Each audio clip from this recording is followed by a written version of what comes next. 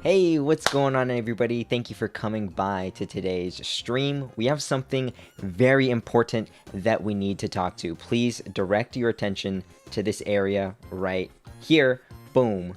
In the right half of your screen, you see Season 1, and then right below that, in white text, you will read Season ends in 1 day, 22 hours, 52 minutes. We've basically got 2 days left before the season ends at this point. So to help you out with any last-second ladder climbing that you might be trying to do, I've got some quick tips for you to help you rank up. My biggest tips are related to how to handle the objectives. I think if you learn how to handle the objectives, it's just going to be a very simple set of directions that you can follow that's going to have a big impact on how much you win and how easily you rank up. I'm also going to be talking to you about which Pokemon I think that you should be playing. I have a tier list for you guys. I'm going to show you which Pokemon I think are the best, and I'm going to show you how I actually play them. I'm going to be playing games on each of these Pokemon, and I'm going to be taking requests. So if there are any specific Pokemon that you would like me to show you how I would play them on stream, then feel free to request a Pokemon, and I'm also just going to give you any other bonus tips that I think up along the way. Sleepy Doggo said hello. What's up? Welcome to the chat. Thank you for coming by today.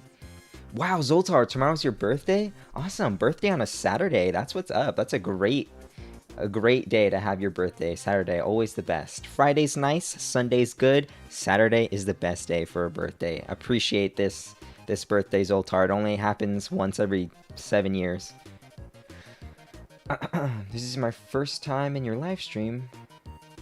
Wow, okay, I'm excited for you. This one, like I said, I'm really excited for this live stream. I think we're going to help out some people. So let's direct our attention over to the shop. I've shown you that you only have a few more days left to rank up, but let me show you why it's worth it to even bother to rank up. Actually, let's reverse. We've got 2 days left on this season. The reason why this matters is because there are rewards that we get at the end of the season based on how well you do. So depending on the highest rank that you're able to achieve, you can receive anywhere from 2,000 aeos tickets for making it for playing ranked once and being labeled a beginner. Or you can get up to 20,000 aeos tickets if you climb and climb all the way to the highest rank, the master rank. There are, of course, nice little 10k if you make it to veteran. Expert is not too tough to make it into. You get 6k for that. So let's talk about why these aeos tickets even matter. And now we're heading over to the shop. Let me show you why these tickets matter. First and foremost, tickets are going to allow you to get an in-game advantage through item upgrades. So take a look right here. The item enhancer token is what we use to upgrade our held items in this game. So things like choice specs, buddy barrier, exp share, score shield. All these items can be upgraded all the way up to level 30 using item enhancer tokens. So that's how you convert these aeos tickets into an in-game advantage. You take these aeos tickets, you turn them into some enhancer tokens. Let's just buy one for the sake of demonstration. We bought a token, and then you bring these tokens over to your held items and level them up. If anyone doesn't know how to level up your held items, I guess I'll show you. Let me know in chat if you don't know how to level up your held items. But I'm assuming you know what to do with these tokens. I'm just letting you know that you got to farm those tickets to get these tokens. But even more important, some would say, than the in-game advantage that you could get through your item enhancements. By the way, Jose, hello, welcome. And Sleepy Doggo, much love to you as well. Even more important than these item enhancers and held item upgrades is the fashion game, baby! Take a look at the amazing fashions. This is new. Wow, this matches the Detective Guard Shop. Now you can just be... I'm Detective Joe now. Oh, I don't like the red streak in the hair. If not for that red streak, I still might buy this. This is another reason why tickets are important, okay? You gotta win the fashion war. You gotta get inside the head of your opponents before they've even seen your work on the battlefield. If they just see your trainer decked out in the Slowbro getup, that's intimidating. This, to me, says this player doesn't need item enhancement upgrades to win, or they have grinded the game so much that they've already got all their items up to level 30. And so they're ready to just throw their tickets at some fashion. So please, don't underestimate the power of using your tickets to buy fashion items. Get inside the head of your opponents. If you've already got your items upgraded, get these fashion items, okay? No matter who you are, no matter what kind of player you are, there's a reason to grind for these tickets. Now that I've shown you why you gotta grind for these tickets, let's talk about how you can rank up and get more of these tickets, alright? This is my desktop. Okay, I've got some gameplay just for you guys to have a little bit of eye candy, a little something to watch while I talk about Drednaw, Rotom, and Zapdos. Like I said, my biggest tips are related to how you can play around the objective in order to increase your win rate without actually being a more skilled player. You're just going to be a more knowledgeable player. Okay, so let's learn about Rotom, Drednaw, and Zapdos real quick. I'll try to make this quick. I know some of you guys have... Oh no. I know some of you guys have maybe learned these things already, so we're not going to dwell on it too long, but if you have any questions, then feel free to ask them. But for now, I'm just going to fly through my advice on Drednaw, Rotom, Zapdos. So first of all, this first thing I'm going to tell you is a really easy way to increase your rank, so please listen up right here. Just rotate for every Drednaw whenever it spawns. The reason why we like to prioritize Drednaw is because of the EXP and shield that it grants will give your team a very clear advantage for the next team fight, which means that your team can win a team fight and then snowball out of control from there. The game plan when you're fighting for Drednaw and after you win the Drednaw is really straightforward. You just participate in team fights with your advantage and snowball out of control. This is why we're prioritizing Drednaw. And when I say rotate for Drednaw every time it spawns, I don't mean for you to show up 10 seconds after the Drednaw has spawned in. You should be already in position at the Drednaw right when it spawns. If your opponents show up to Drednaw 10 seconds late, but your team is there right on time, then your team can fry that Drednaw before your enemies even get close to the thing. So basically, just by showing up on time, especially at lower ranks where your opponents might not even be rotating for objectives, you are going to get a lot of Drednaws for free, just because you showed up and gave your team a numbers advantage around that objective. Now let's not count out Rotom. Pelay, Seaholder. Crustle is a must. I'm definitely going to be playing some Crustle today because I really do recommend Crustle for ranking up in solo queue if you're a defender main or if you notice that your team needs a defender. I think Crustle's a great pick for solo queue, but we'll talk about Pokemon picks in just a little bit here. I just want to real quick finish talking about the objectives. Tanya Schubert, hello, welcome to the stream. Now, right, let's not count out Rotom. You know, if you're playing at higher ranks where your opponents are actually matching your rotations, then you may run into trouble during the fight over Drednaw. You aren't going to just be able to win Drednaw for free just because you showed up and your opponents didn't. Because at the higher ranks, your opponents are going to show up because they want to win too. But that's okay. That's okay. We've got a plan B. If you realize that you are going to lose that fight over Drednaw, then I recommend just sending at least one player, probably you, but send at least one player up to fight the Rotom instead. The sooner that you decide to go for the Rotom, the more time you have to capture that Rotom before any of your enemies even realize what's going down, so they come up to the top lane to stop you. They aren't going to have time to come up to the top lane to stop you, because you made that decision to rotate up early when you realized, I think this isn't going to work out. Okay, so once you've captured Rotom, you can convert that capture into an advantage either by scoring off of the Rotom or simply using the Rotom as a distraction to go run around and farm somewhere else on the map. So basically, Rotom can still help your team to win but it's definitely more work to get value out of Rotom than it is out of Drednaw. Again, Drednaw is really straightforward. You knock out the Drednaw, and now you've got an EXP and a shield advantage for the next team fight, so you just team fight and you have an advantage, and then you snowball. With Rotom, it's a lot more complicated, because you gotta capture the Rotom, you have to make this decision about when to go capture the Rotom, and you also have to make a decision about, am I going to try to convert this into an advantage by scoring off of the Rotom, or do I want to use it as a distraction to go farm? And making that decision, you'll see in game how I make that decision, but basically, you got to look at what your opponents are actually doing. Are they showing up to the Rotom to defend it, or are they actually just going to let it slip by and go into a goal? So you got to look at what your opponents are doing. It's not like a really straightforward one-size-fits-all, always just do the same thing. With Drednaw, it's kind of just like one-size-fits-all. There's like a way that you can just always convert Drednaw into like big noticeable advantages. With Rotom, it's a little more play it by ear. It's not as plug and play. It's a little more assess the situation and make the best decision.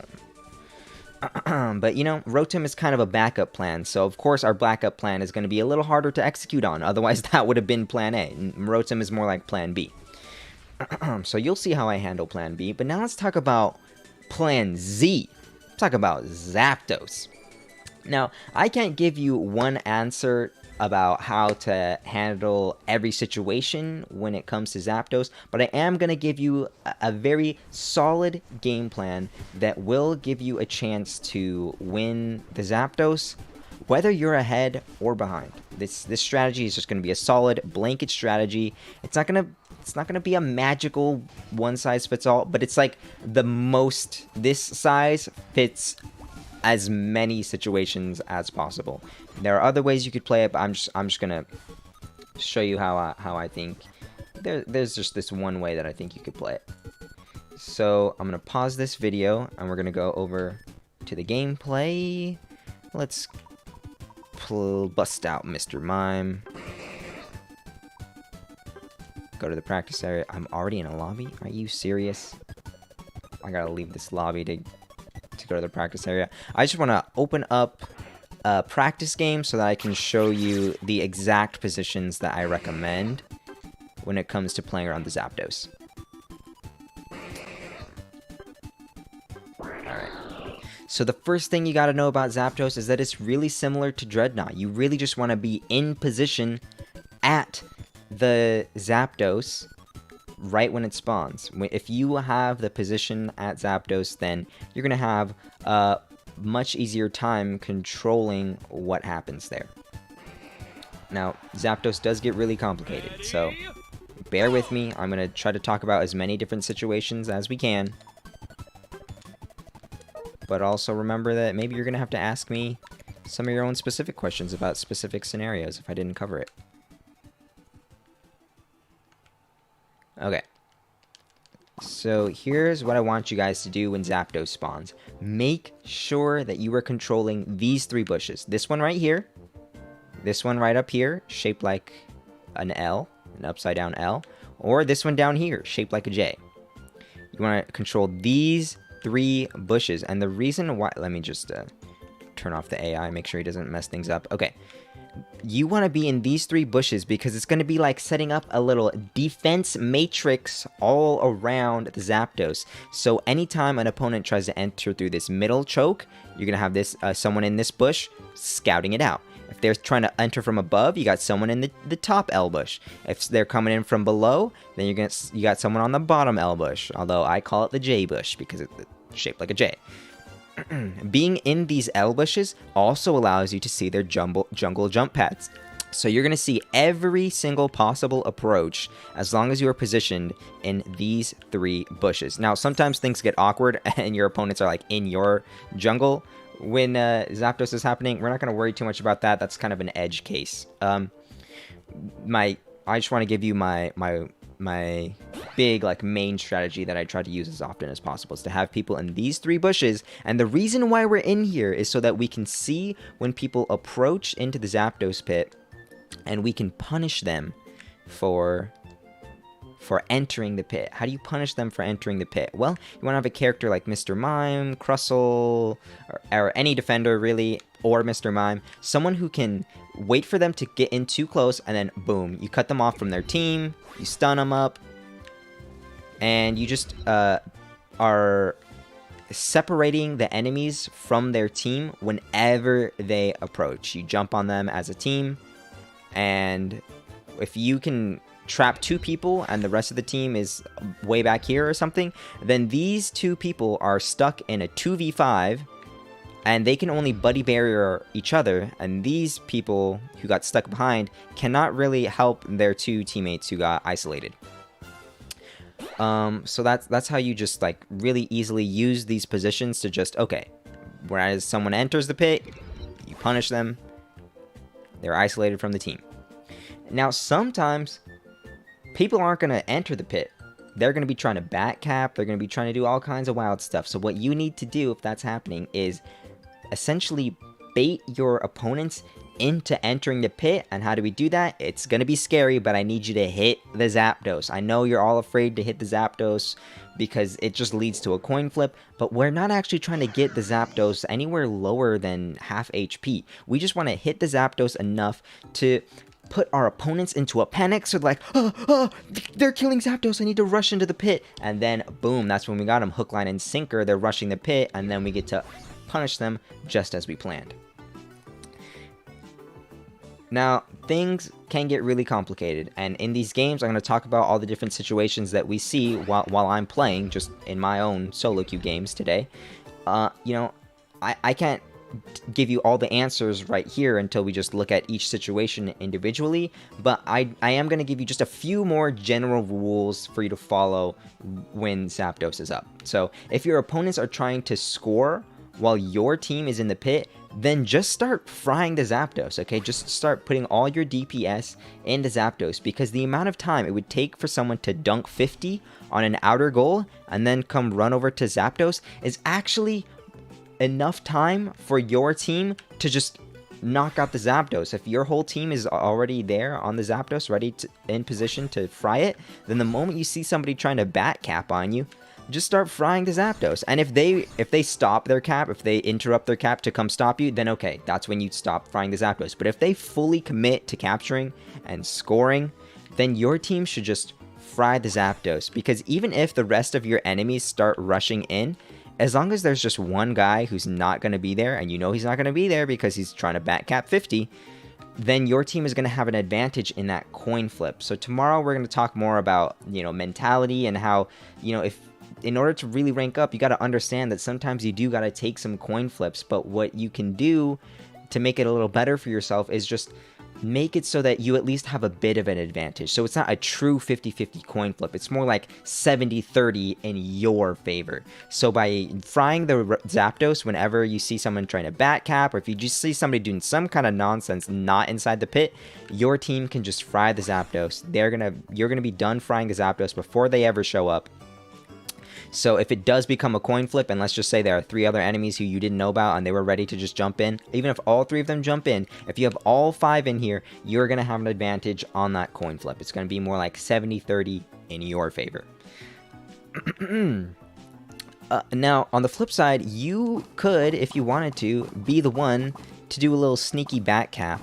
When Zapdos spawns, you can be like right here, trying to cap right when it spawns in. But I would say be careful with this strategy, because the opponents can do to you what I just recommended that you do to them. If they see you bat capping, they could just fry the Zapdos and it'll be dead before you even show up there. I know you think you have time, but you don't, okay?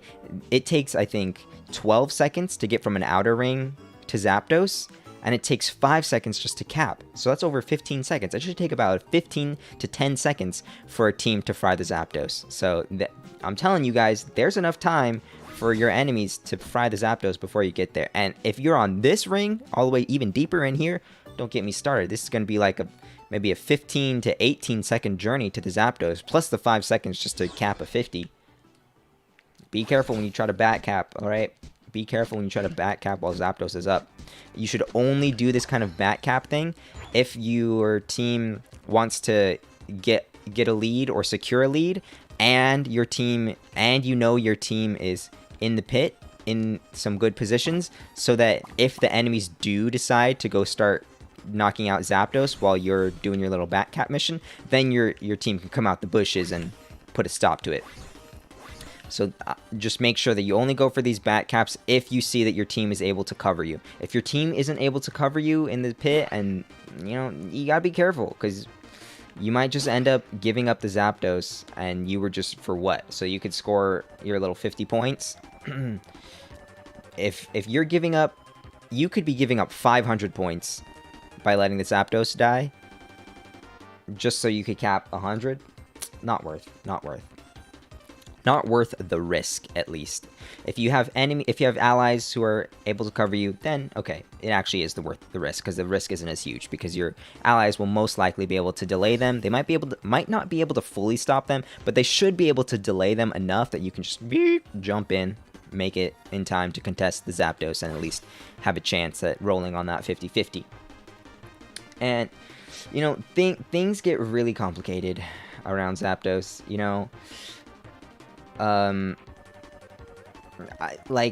There's still just basically so much more to say about Zapdos. I can't cover everything. I'm going to try to cover as much as I can today when we're actually in the matches in game. But I'm going to leave you with just one last thought. I know that Zapdos can be frustrating, and sometimes you have those games where you're winning all game, and then you just lose everything over this stupid little Zapdos play. And first of all, I want to say, if that happened to you, I'm sorry. You didn't deserve that. But second of all, if you want to improve and get better and rank up, then you just need to reflect on the Zapdos situation and think, okay, what could I have done differently to make a different outcome?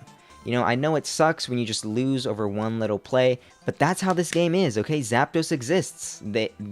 Zapdos ain't going anywhere, unless Season 2 makes a huge change, but we don't know anything about that, so I'm just not going to think that that's what's happening. Otherwise, they would have told us.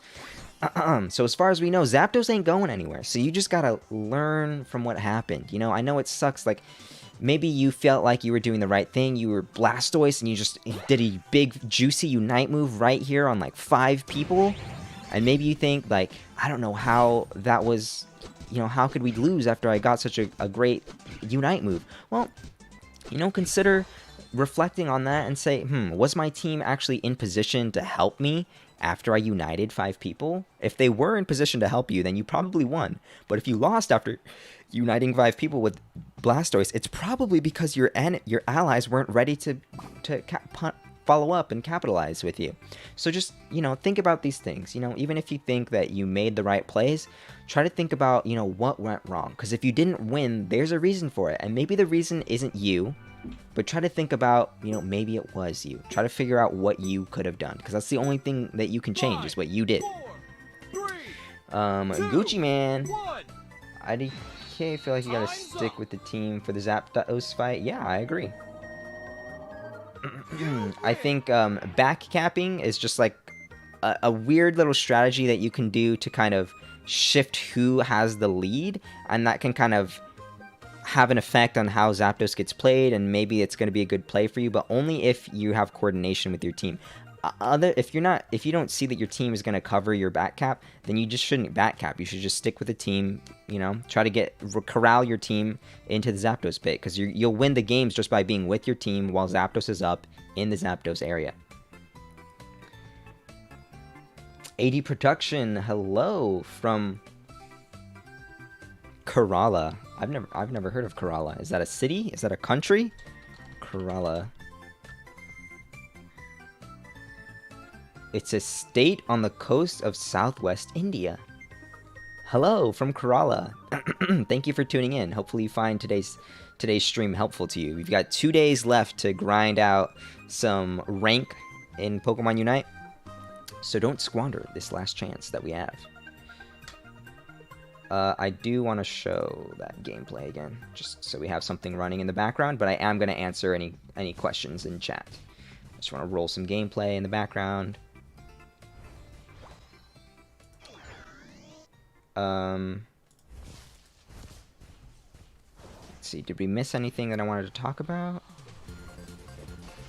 Nope, looks like we're good. Okay, next thing we're going to talk about is the character select screen, which Pokemon should you be picking for the game. But before we get into that, I do just want to, you know, check the chat, see if we have any questions. I don't want anybody left behind. Gucci Man said, when I solo queue, I just try to shadow my AD carry and help him as much as possible. Yep, that's a good plan. You'll see exactly what I do when I'm playing support and defender and how I play around my carries and stuff. And you'll also see what I do when I am the carry. Alright, so give me just a second to get this all set up.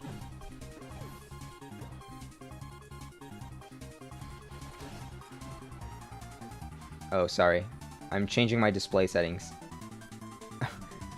for the rest of the stream. Let me put that gameplay back up for you. Ah. There you go. I don't know what's going to happen after I click this button.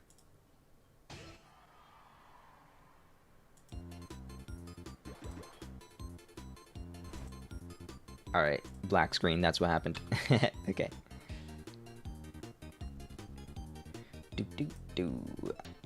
Little baby Martin said hello.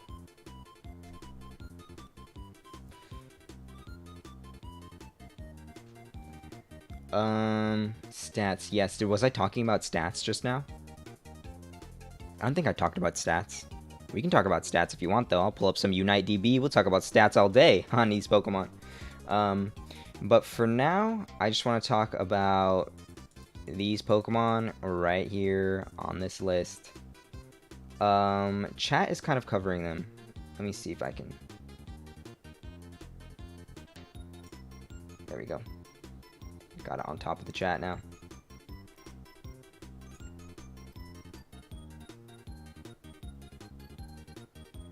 Maybe that's not the play. Let me just put it behind the chat, but I'll move it over to the right.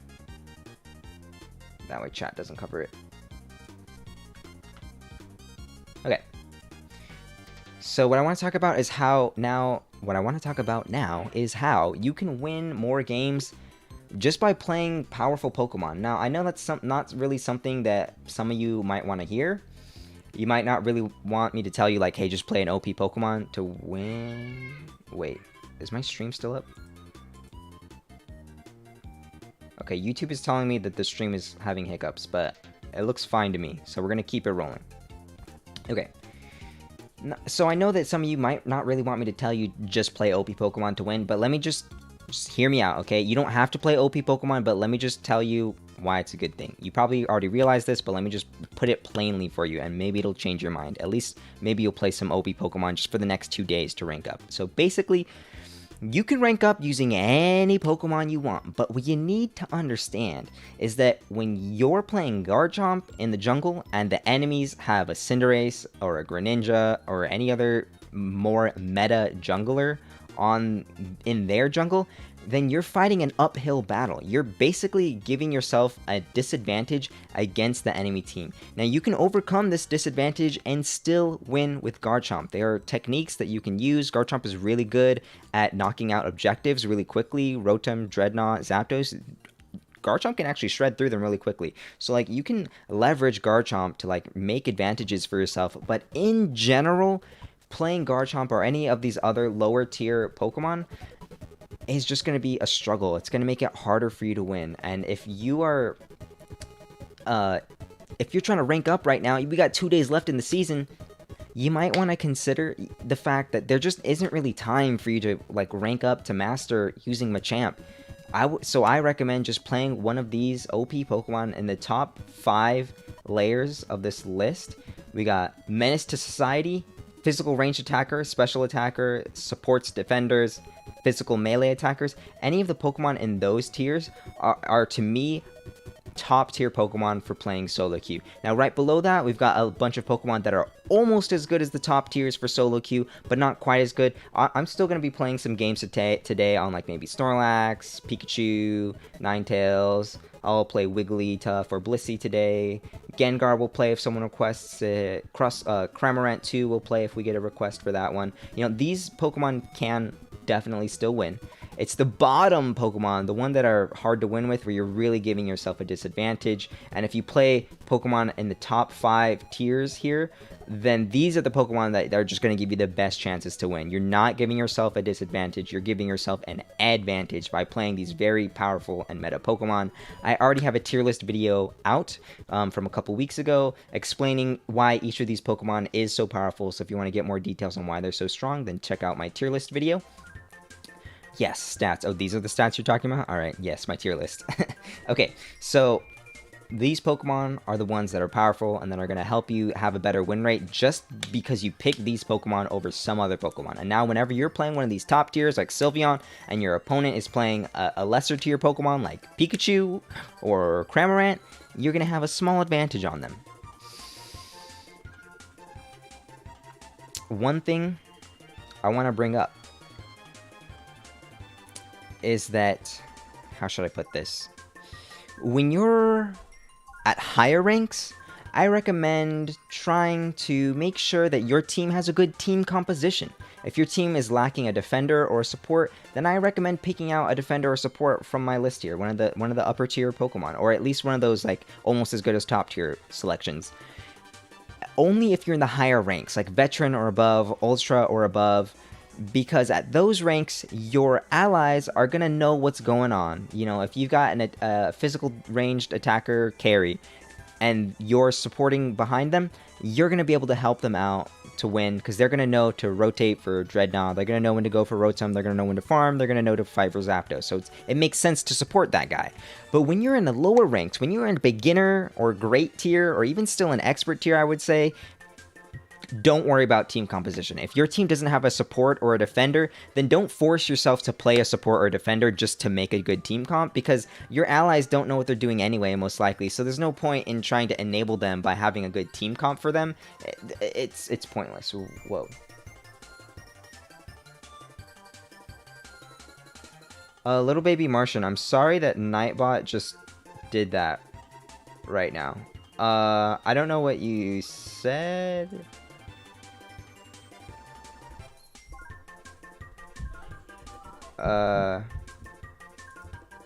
Sorry, little baby Martian.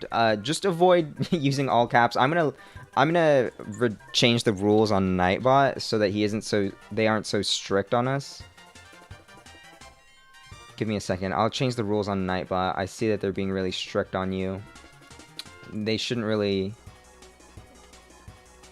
be doing this just over using capital letters.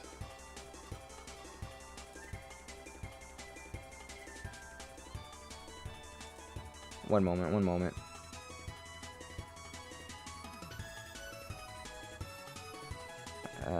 Spam protection. Disable.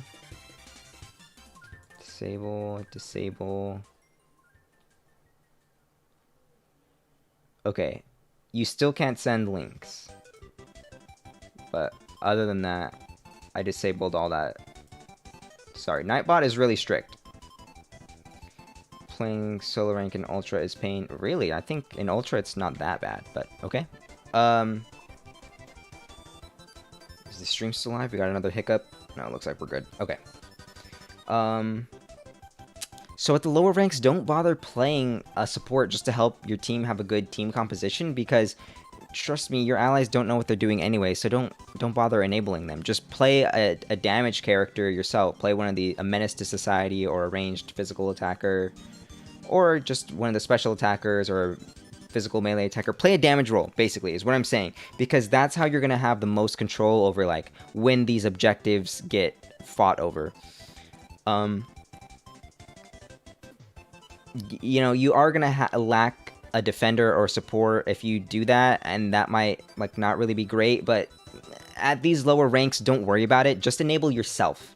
Now, if you're a support or defender main and that's what you want to play in the beginner ranks, then go ahead, whatever, do whatever you want. You can play defender or support. I'm just saying, don't go out of your way to play support or defender when you're still in like expert and below, because it's just not worth it to enable your allies at those ranks. They don't know what they're doing. Just enable yourself, play a damage dealer, because then that's what's going to give you the most control over what happens in your games. When you're reflecting on like what could you have done differently to change the outcome of a match, if you're playing a damage dealer, there's going to be some things that you actually could have done. If you're playing support or defender, there's going to be a lot of cases where it's just like, I don't really know what I could have done, to be completely honest. You know, you'll be able to watch me play my support and defenders today, and I'll point out to you, oh, this is where I could have done something differently. Sometimes it takes a keen eye to see what you could have done differently in order to win. So I'll help you out with that. Now, without further ado, let's play some games. So I'm going to show you the strategies that I actually use on each of these characters. So if you're wondering, you know, okay, I see that you put Charizard in a high tier. Let me see how you play Charizard. I'm going to show you right here. We talked about how we handle objectives. We talked about which Pokemon are strong. Now I'm going to show you how to use all this knowledge to pick the right Pokemon and then play in a way that helps you to win. Hopefully I'm going to be able to play at least one Pokemon from each of these sections. But we'll see what we end up getting to do. You're welcome, little baby Martin, for the suggestions. I hope that you find it helpful.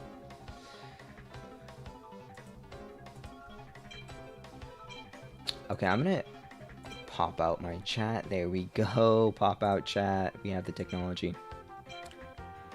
And now I can see the YouTube chat nice and big.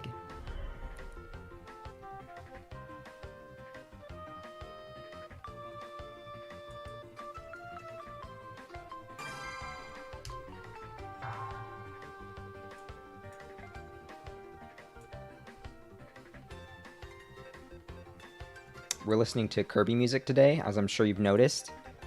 Very uplifting stuff. I was listening to this 2 days ago, and I was just like, dang, I'm gonna save this playlist for my stream. This is lit. Okay, looks like we have someone hovering a support, but they're probably not actually playing a support. We had somebody who hovered a couple defenders. No, they went to Zera in the end. Okay, looks like I'm supporting. Okay, I don't actually own Eldegoss or Mr. Mime, so I'm going to play Wigglytuff. I'll probably buy Mr. Mime. I don't think I'll buy them today. I want to buy Charizard is what I want to do. I might buy Mr. Mime, though. I'm either going to buy Mr. Mime or Charizard today, or I'm just going to straight up buy both of them. But for now, getting forced into support here, I'm going to play a support.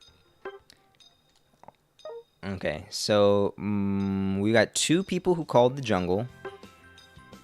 So that's great. This is a common situation that you may find yourself in. A situation where your team comp and your lanes don't really make a lot of sense because your allies weren't really willing to coordinate with each other. People fighting over the jungle. People, honestly, I think Blastoise and Cinderace should be going to the bottom lane because both of those Pokemon need EXP. So it doesn't make sense to me that they both called the top lane.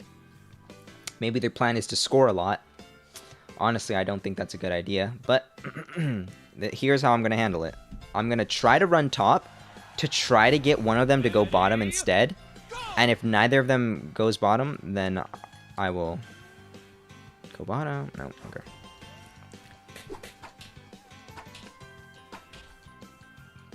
Okay. Interesting situation here. Oh, he's going for the Corphish steal. Riveting gameplay right here. Alright, this is happening in Masters, y'all. So just so you know, people are still bad at this game. Okay, we actually got that.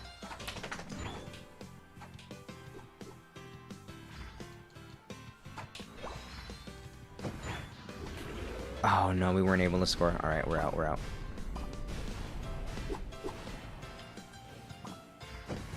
Bounce off the wall to go a little further.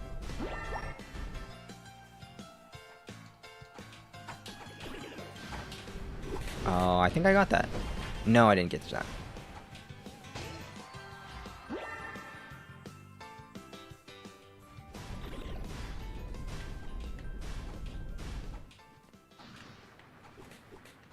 Alright. We're living. Get off my monkeys, you thief.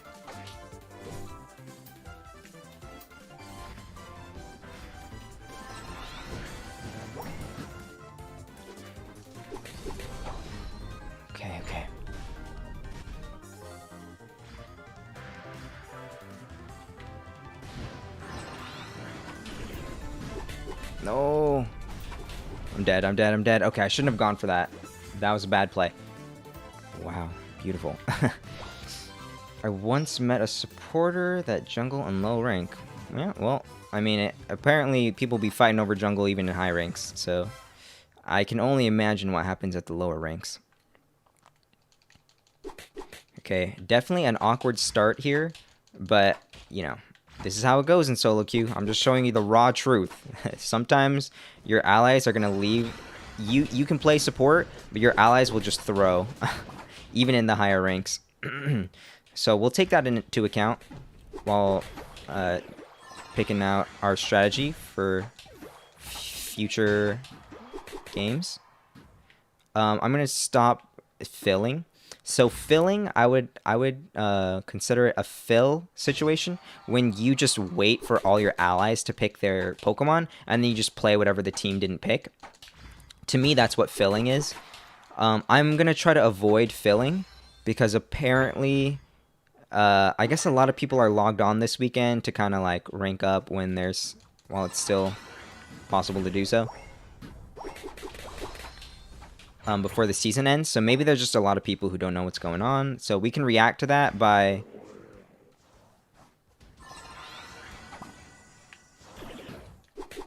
okay, just did a bunch of damage to Cinderace, and they did some damage to me. They actually did a lot of damage to me, but I'm a tank. I'm supposed to do damage. I'm supposed to take damage. This is all according to plan. Oh, enemies got the Drednaw. Alright. I should have been watching that, but honestly, even if I knew that they were going for it, there was nothing I could have done. I was just getting pinned down. So that's why I kind of didn't really bother to check, because I just knew that even if it was going down, I wasn't going to get anything done. That's okay, because my allies went for Rotom. Okay, nice. They're chasing me. That's huge. That means my allies get to keep running amok.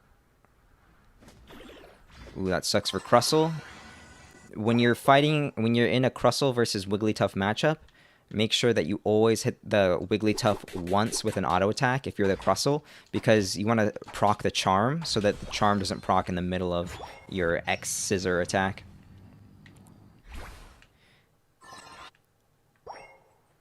Alright, we're at a point where it's time to just farm, so I'm going to help my ally do a little double slap down there. They need help defending up top, so I honestly should have run up top. It looks like they're getting pushed off. So I'm going to switch gears and go down.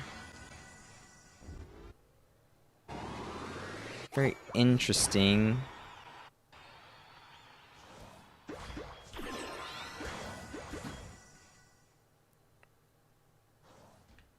Okay, there are all these points on the floor, so I just back up to pick them up. We got our nice little dunk in.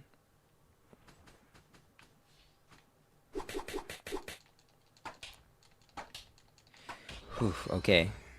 We can recover from this. Definitely an awkward start, but with Drednaw about to spawn and my opponent's in a weird position.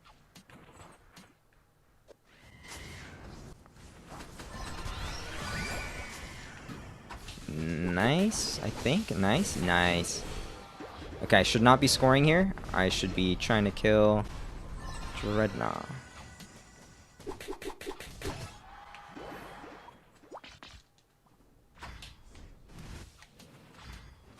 Please don't ult. Please don't ult. He didn't ult. Let's go. Alright, please, homies. We gotta do this. Alright, I did not score. I left the scoring because I wanted to start the Drednaw as soon as possible. I'm gonna go to the top path instead of trying to score because I feel like my team doesn't need me to help them break that goal.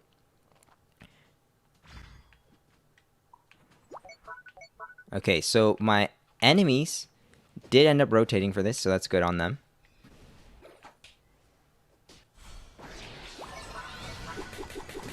Oh, they got it off us. Okay. I'm going to flash away. Oh, I'm dead. I'm not going to flash because I'm dead. Never mind. I'm alive. Whoa. Gardevoir ran back in. Cinderace. Look at the bait. No, okay. Cinderace might have seen me and then, like, overextended to try to come kill me. So that's why I was like, Cinderace, come get me. But that was a dangerous play. That could have ended in my demise because my allies backed off. So they might not have actually been able to back me up even if I sang Cinderace to sleep. But Cinderace is actually a pretty squishy Pokemon, so you don't have to be as afraid of them as you think, as long as you have crowd control. Because if you can crowd control them and put them to sleep for a little bit, then it's possible to just knock out a Cinderace before they even wake up. Where did this Crustle go? What? Okay, I did not predict that.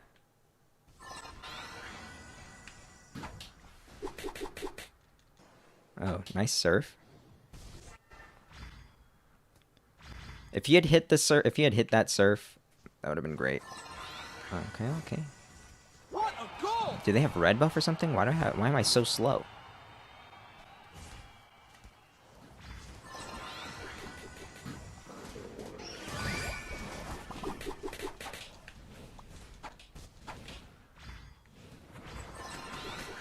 Ah, man. Okay. I kind of went too deep there to try to put the Charizard to sleep.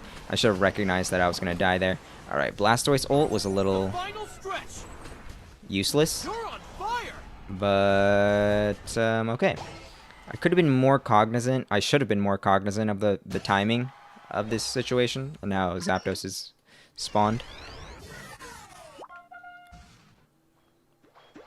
I was just trying to keep my team alive in that situation, though. There we go. Whoa. Zera, you gotta run, buddy. I can only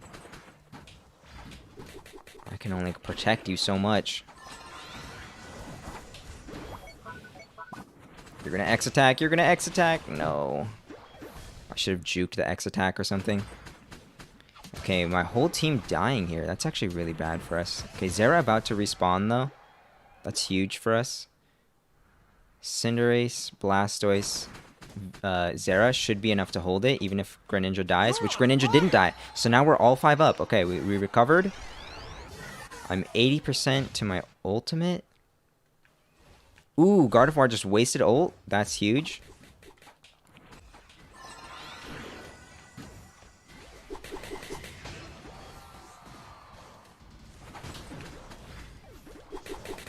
Oh no, I'm dead. Darn, I just got my Unite move. Okay, we just fed right there. That's really bad. I thought that we could just go in after Gardevoir ult is down, but I think the Wigglytuff was just blocking out my team and kind of separating us out. Okay, they haven't started the Zapdos, and Greninja just got a kill. Okay, my team is respawning. I'm about to respawn. Gardevoir back capping, but we're just going to stop that. 5, 4, 3, I'm going to back just in case someone tries to score on bottom. And Greninja actually dunks his 50. So I don't think we needed that 50 dunk. Yep, we were already ahead by 100 there, but he put us ahead by a solid 200 at least.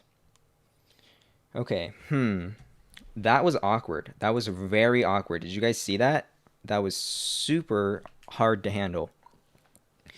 I'm gonna good job, everybody. Even my opponents. Okay, let's think about what we could have done differently. I think in the fight before... Okay, so let's go all the way back to the beginning. The first Drednaw, I think my team was already staying in the top lane to fry the Rotom. So I think I did everything I could on the Drednaw. Like, I just defended the goal. Once Drednaw was gone, I think maybe I could have stayed on the goal. So that's one thing I could have done differently there. I started rotating up top, but I think I could have just stayed to defend the goal. I think a little bit after that, they were kind of pushing our top goal really hard, so I could have helped to defend that. And then I would say at the very end on the last Drednaw fight, I used my Unite move because I saw Crustle X scissoring, and I was like, okay, let me just use my Unite move just so that my allies don't get stunned by this Crustle X scissor. But that was like right before Zapdos spawned, and it made it really hard for us to stay in control of the Zapdos pit because I didn't have my Unite move anymore. So we didn't have any like defensive, like, hey, stop messing with us, Wiggly Unite, and we're free. We didn't have any of that. So that was a mistake by me. We were not really in control of the Zapdos situation. At least I personally wasn't able to exert very much control over Zapdos because I had wasted my Unite. But let's run it into another one. And this time I'm not going to fill, I think. I'm going to try not to fill. I'm going to just insta-pick a Pokemon from our list. If you have any requests, let me know. Elsewise, I'm just going to play whoever I'm feeling. Can you play with viewers in Master Rank? You are allowed to, but that's not really what this stream is about. I want to just give people advice on how any of you can rank up to Master. I don't want to just like personally carry like 1 or 2 people. That's not really fair because then I'm only helping like 1 or 2 people. I want to give you guys advice and talk about the game so that everybody can learn and everyone can get helped. I don't want to, you know, leave anybody out, basically. Oh, here it is. Water. I got some water bottles. Normally, I get like 16-ounce water bottles. These ones were 20 fluid ounces. And like you can really notice the difference. Like it's bigger. It's a bigger bottle. Oh no, we didn't insta-pick a character. Okay, we're filling again, apparently. Which means we're supporting. Oh wait, somebody's actually on a defender. And someone's on a support too. Oh no, okay, let me show you a different strategy. Actually, I'll just play support. So basically, you don't... If Anime Gal is playing support, then I'm not gonna... Let's try Venusaur. Oh, someone's on Venusaur. Wait, who's going to the jungle?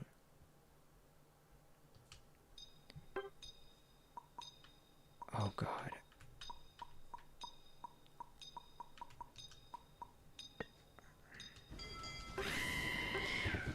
Alright, so I noticed that we have our 2 special attackers. Actually, both of the special attackers who are on this list, Sylveon and Venusaur, are already on my team. So I just went with a physical attacker. I went for Cinderace, but I could have gone Talonflame or Zeraora. Talonflame and Zeraora are kind of reliant on getting into the jungle. I think on Cinderace, if I don't get the jungle, it's okay. I'm still going to try to get the jungle, but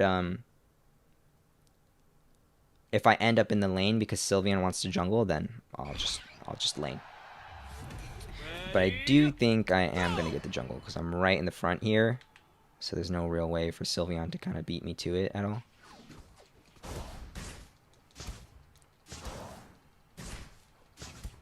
Okay, so...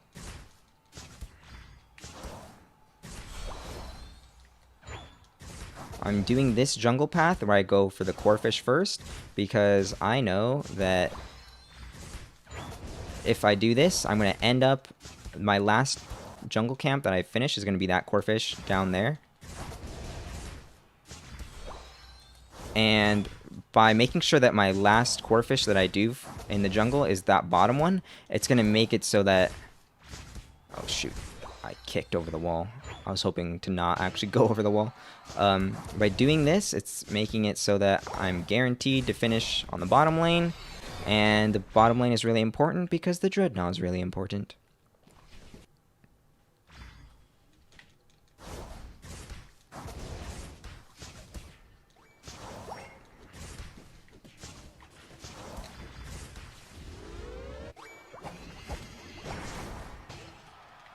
Oh no, okay. This is not good. We lost our... I think we got as much as we could out of that.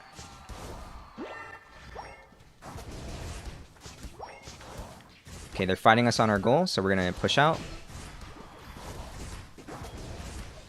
Oh, too much aggression. Venusaur, where are you, buddy? Oh, man. That's okay. Honestly, I think that was an appropriate amount of aggression. It's just unfortunate that Venusaur decided not to come help. Even one little auto attack would have helped me to finish knocking out that that Pikachu a little second earlier, and that would have allowed me to flash out. Instead, I had to stay in and get off that final auto attack. But if Venusaur were there, he could have made it so I wouldn't have had to do that final auto attack, and I could have just left, but that's okay. We're going to go Pyro Ball, because that's the new hotness right now on the market. I'm going for Pyro Ball on Cinderates.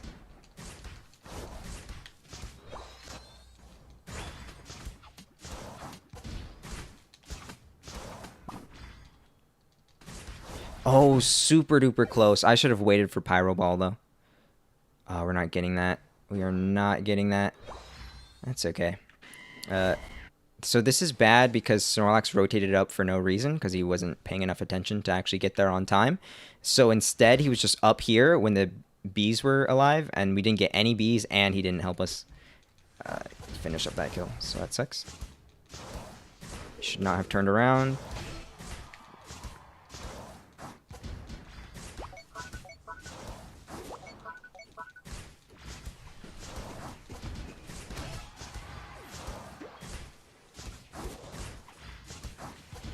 Alright. Now I could ult here, but I'm not gonna. I'm just gonna go straight up.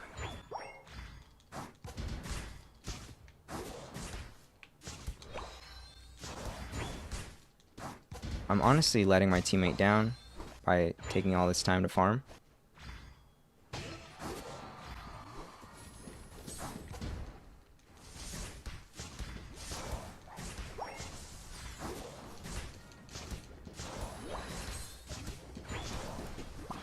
I didn't have to flash there.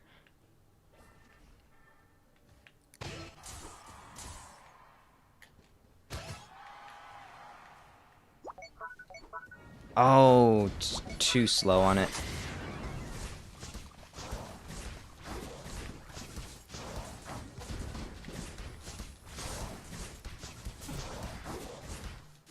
Ooh, we actually got that.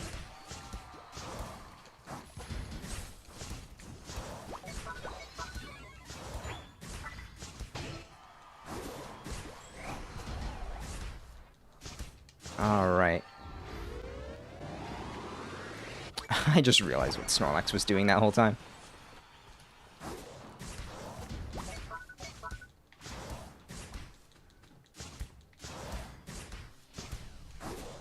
No, my gosh. Alright, honestly, Snorlax is being pretty useless right now. Pushing the Rotom away from our goal isn't really helping us. Right there, I had to be so far out of position to even fight the Rotom. The Rotom is still going to touch. Actually, that's okay. That's completely fine. Oh, gosh. Drednaw's about to spawn. Alright, we got to finish this up quick. We whiffed so hard, that was going to waste a couple seconds for us.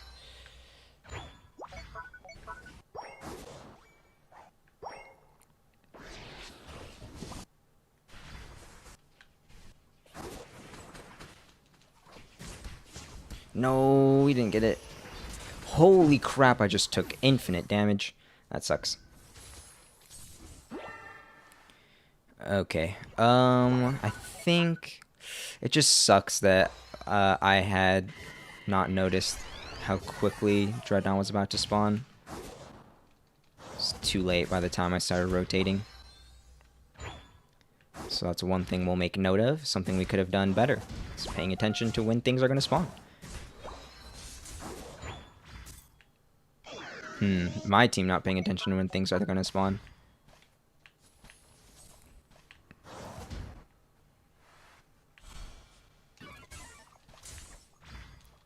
Alright, we're not going to get this Rotom, but we can try to pick them off.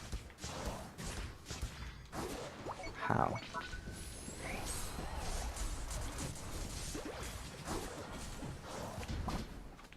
Oh gosh.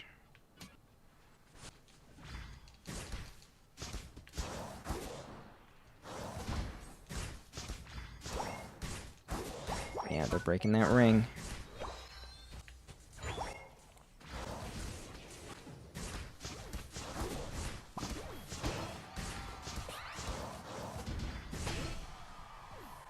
You can do it.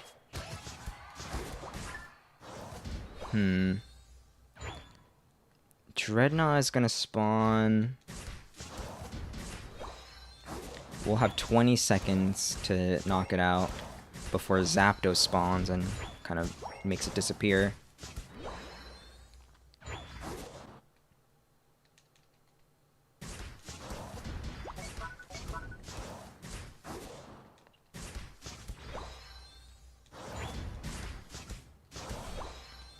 The question is, do we actually want the Drednaw? I mean, do we actually want to flip the Drednaw? Looks like a flip.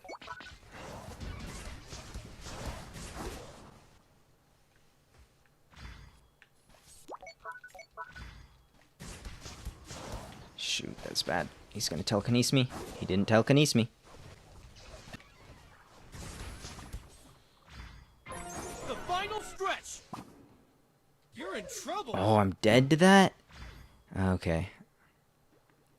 Yeah, of course I'm dead to that, though. Alright, that was a bad play. That is a bad, bad play. I should not be dead right now. I'm the one who should be alive. Uh-oh. This is where it really is bad that I'm not alive, because if I were alive, I could just start frying the Zapdos to punish this Greninja for doing what he... Guys, they're on the Zapdos. They're on the Zapdos. Hello, hello, hello. Good job, Gardevoir. The only player with brain cells on the team, including me. What a goal! Did I say Gardevoir? I meant Eldegoss. The only one paying attention to what's happening in the game. Enough to realize that, hey, how about we don't go for the one frog, and instead we go for the four people on Zapdos. You're on fire! What a goal! What a goal!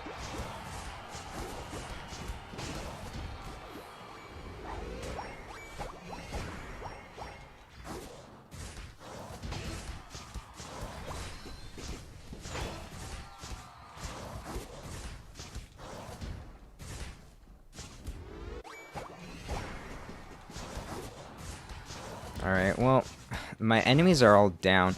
They're all 5 down. Like, if there were more enemies alive, I would have been backing. Like, I did see that people were trying to cap on this goal, but I was looking at the health bars. My team was fine, and the enemies were dying, so I knew that I didn't actually have to back. And then once my enemies actually died, that's when it's like, okay, well, let me just stay in. Keep putting pressure on their goal so that they can't keep trying to cap on us. 2, 1. Time's Okay, up. so dying before Zapdos spawns is definitely really bad. Don't do what I did there. You win. I think I was staying too close to the Drednaw because I was worried that they would start frying it and I would want to be in range to Pyro Ball and snipe it. But I should have recognized that that just wasn't happening and I could just leave and they weren't going to be able to capture it. They didn't have the damage. It was just a Slowbro and a Pikachu on it, so they weren't going to be able to fry it in 5 seconds. So once there were 5 seconds left, I should have just walked away. When there were 10 seconds up, it's like, okay, maybe they could knock it out. But at 5 seconds, no, there's no way. I can just walk away at that point. I'm covered. Okay, this time, let's try to play... Is it BM to play Greedent? The power of Greedent doesn't need to be known right now. I'm just going to try to play Sylveon or Venusaur. We'll go Venusaur this time, Sylveon next time.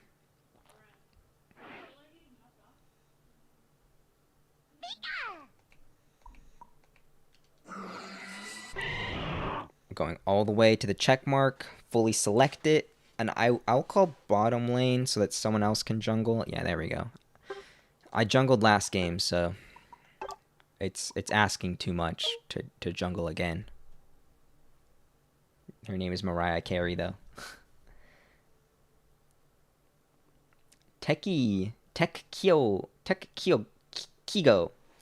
Welcome to the stream. Hello to you as well. Earlier in this stream, we got a hello from Kerala. I didn't know what that was, or where that place was. So we looked it up, learned that it's an island, a state on the coast of India. Maybe you already knew that. But I didn't, so we learned it today. Thank you. Thank you, everybody, for tuning in from all around the world. Let me tell you, it doesn't matter where you're from. Pokemon Unite is the same game, no matter what region you're playing from.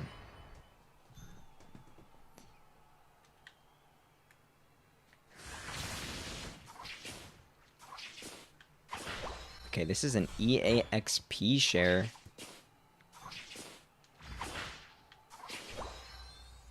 Oh no, we did not get that. It's okay, it's okay.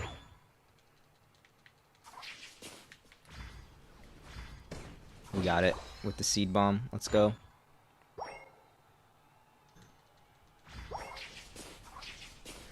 Got another one. Okay, I'm not going to greed for that. Getting 4 out of 5 is good already.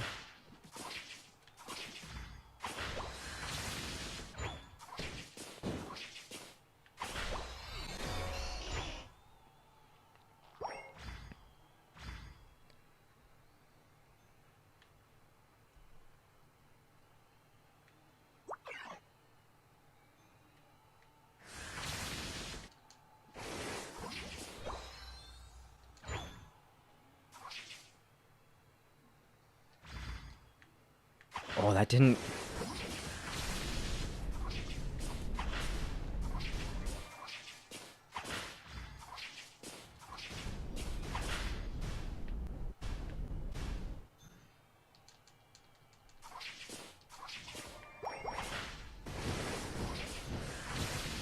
I think he actually got that, but he got punished for taking it.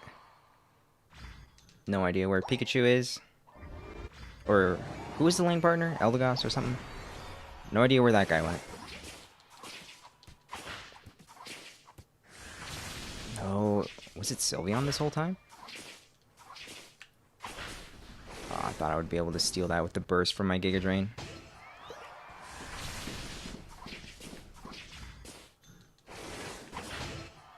In this bush talon, in this bush talon.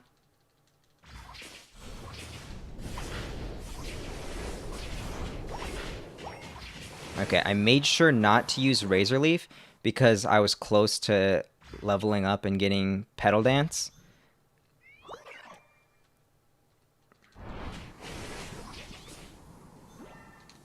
I have exactly enough to crack this. That's great.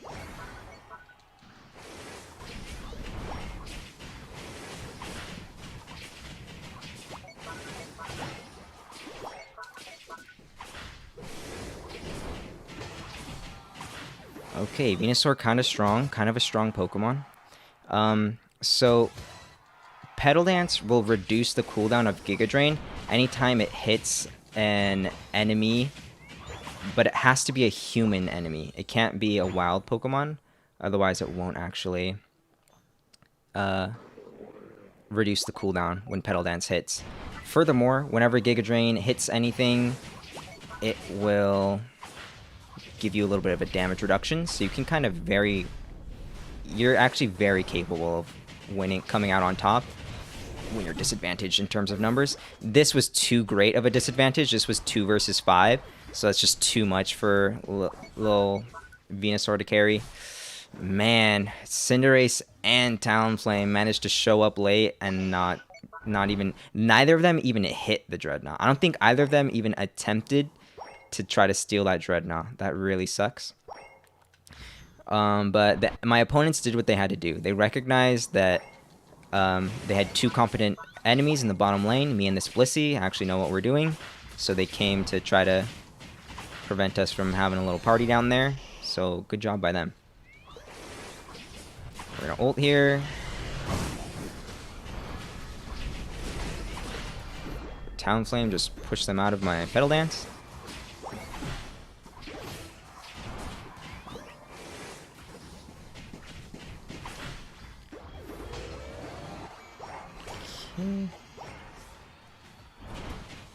I don't even want to kill them. I'd rather just steal their farm, because the more that you kill them, the more that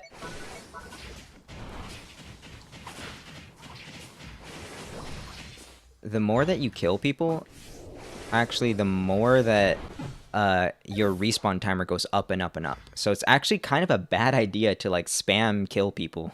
Better to just focus on farm, because the more you kill people, the more your respawn timer goes up. It's honestly kind of whack. I don't really like that that's the way it is, but I want to go up and farm those, but I'm going to concede that to my teammates because they probably need the farm more than me.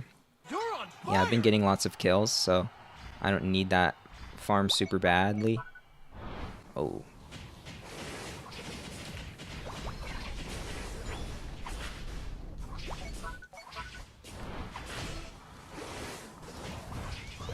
Oops.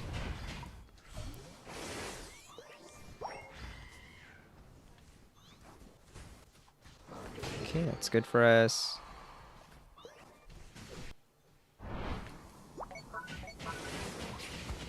Okay, this is where we just fry this thing. Nicely done. Don't run in and feed. Resist the urge to run in and feed. Play the safe route. I wish there was a good job team. Like, good job.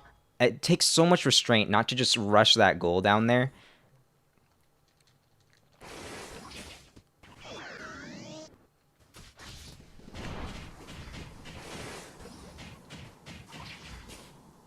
Saw you coming in. Okay, I can't actually win this 1v1. Oh no.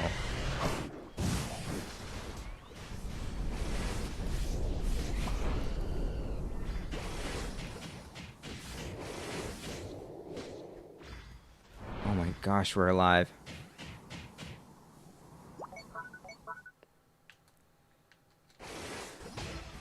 No, I needed to get past the Dragon Rush. I needed to trick him and make him miss the Dragon Rush so that I could Giga Drain, Petal Dance, and then get another Giga Drain before he ever actually hits me. Oop.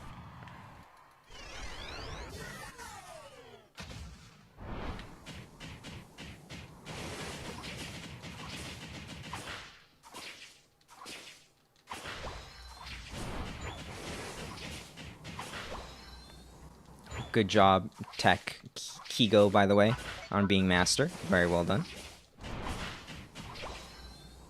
Not everyone can say that they're a master.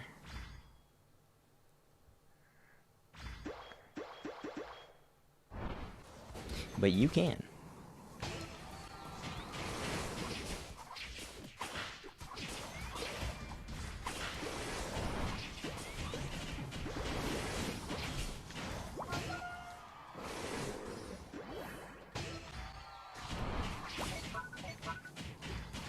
Okay, 15 seconds until Zapdos spawns. Okay, this is where we could try to dunk 50 to give ourselves the point lead. But instead, I'm going to just position to have control of the pit. The final There it is.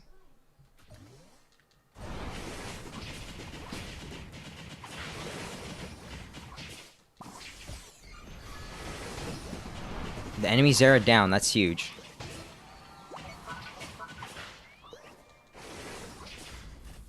Okay, hitting the Zapdos to make them scared.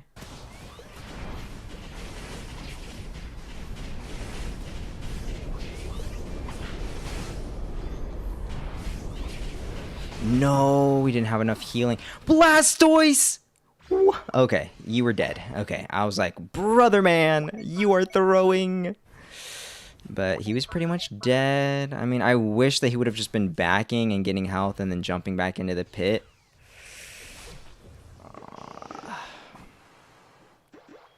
This is tough. You might be able to find a way. You're on fire. What a Catch this goal. Zera. No, the Volt switch. Too powerful. What a goal.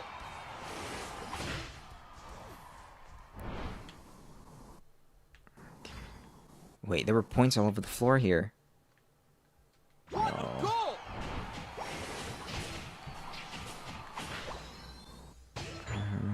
What a goal.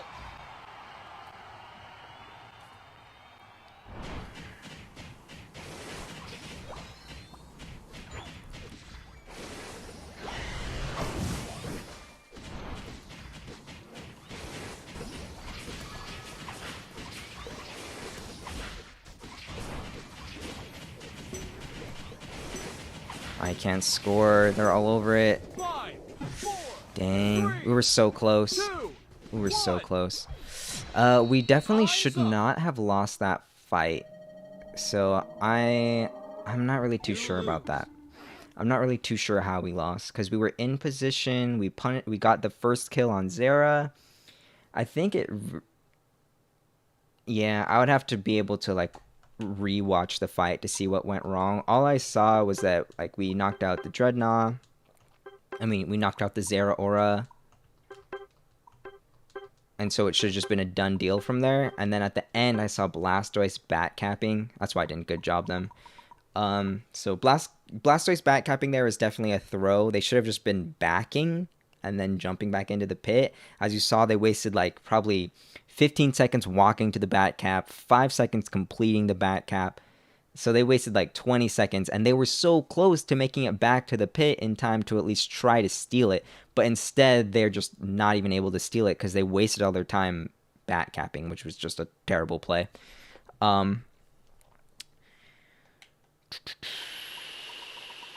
Yeah, I would have to watch it back again to see what really went wrong. All I really saw was the blast. Like, I don't know what caused the Blastoise to be on 1 health so that they had to back out of the pit. So that sucks.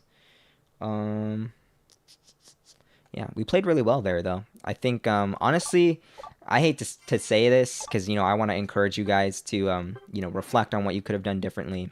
We did, of course, do that, but teammates were trash this game. Blissey and I were the only 2 players who were, like, actually showing up to objectives and fighting over things.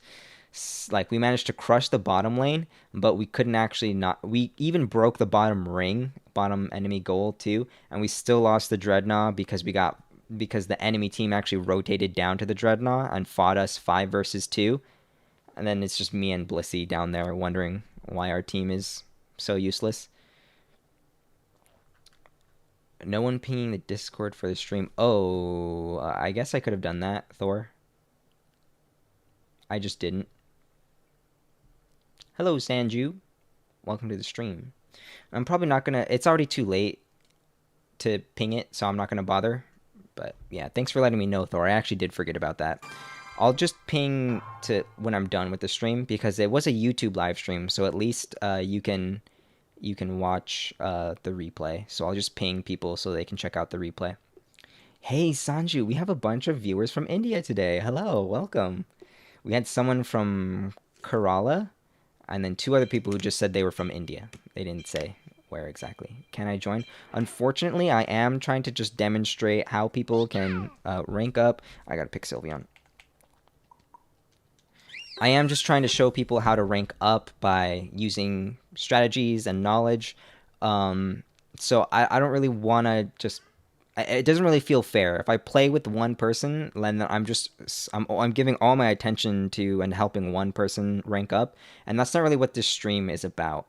This stream is more about like helping everybody see what I do to win so everybody can benefit. I don't really want to like play favorites where they're like only 1 or 2 people actually get help from me and the rest are just like, well, I guess I just watch. I just want to be fair. It looks like I'm jungling. That's fine. We can jungle. Cinderace should really be the one who jungles, but we'll see. Hey, Saucy Jack is on my team.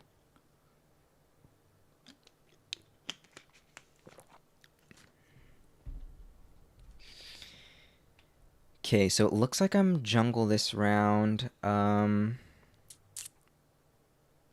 Sylveon jungle is pretty good. I think Cinderace jungle is a little better because the late game is better. Sylveon jungle is just better because it can be a bit stronger in the early game sometimes.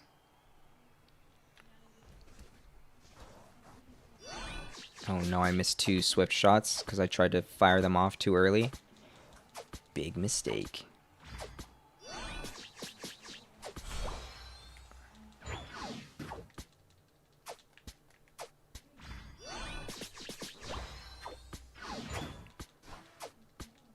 Is Garchomp good now? No.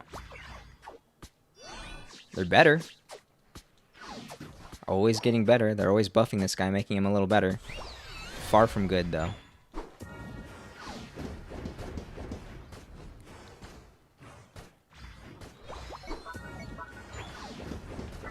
I'm coming, I'm coming.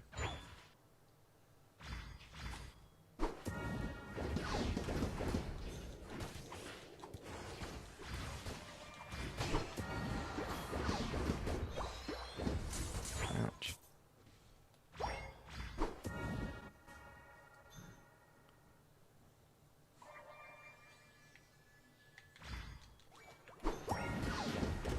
Welcome to level 4, Saucy Jack.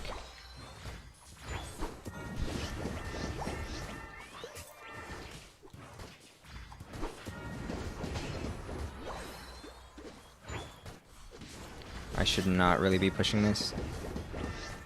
Wow, how did Blissey die? How is Blissey the one who takes the fall for that? That really sucks for Blissey.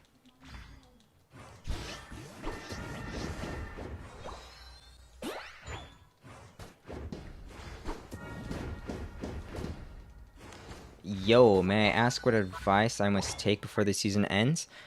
Yeah, so in general, I'm just trying to talk about exactly what I'm doing and why I'm doing it as I play these games. I had some very specific advice for ways that you can play around the objectives, Rotom, Drednaw, and Zapdos, and just kind of having a game plan for what you're trying to do around these objectives is a really simple way to just increase your win rate. Just coming in there with a game plan and understanding what you're trying to do and what are your plan A and plan B.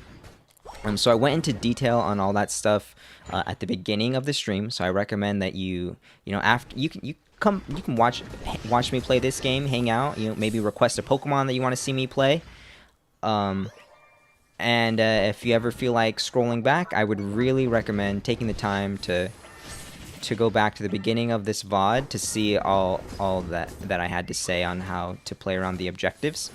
But in the meantime, I am just playing Pokemon who I recommend this season, especially at the end of this season while there's only 2 days left. The meta isn't super likely to change a whole lot.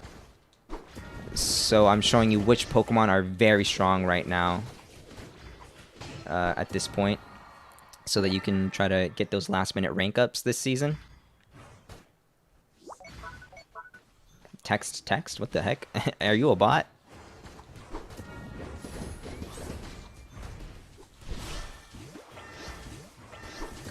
Okay. Kind of weird that none of my opponents even really tried to steal that from us. They definitely could have.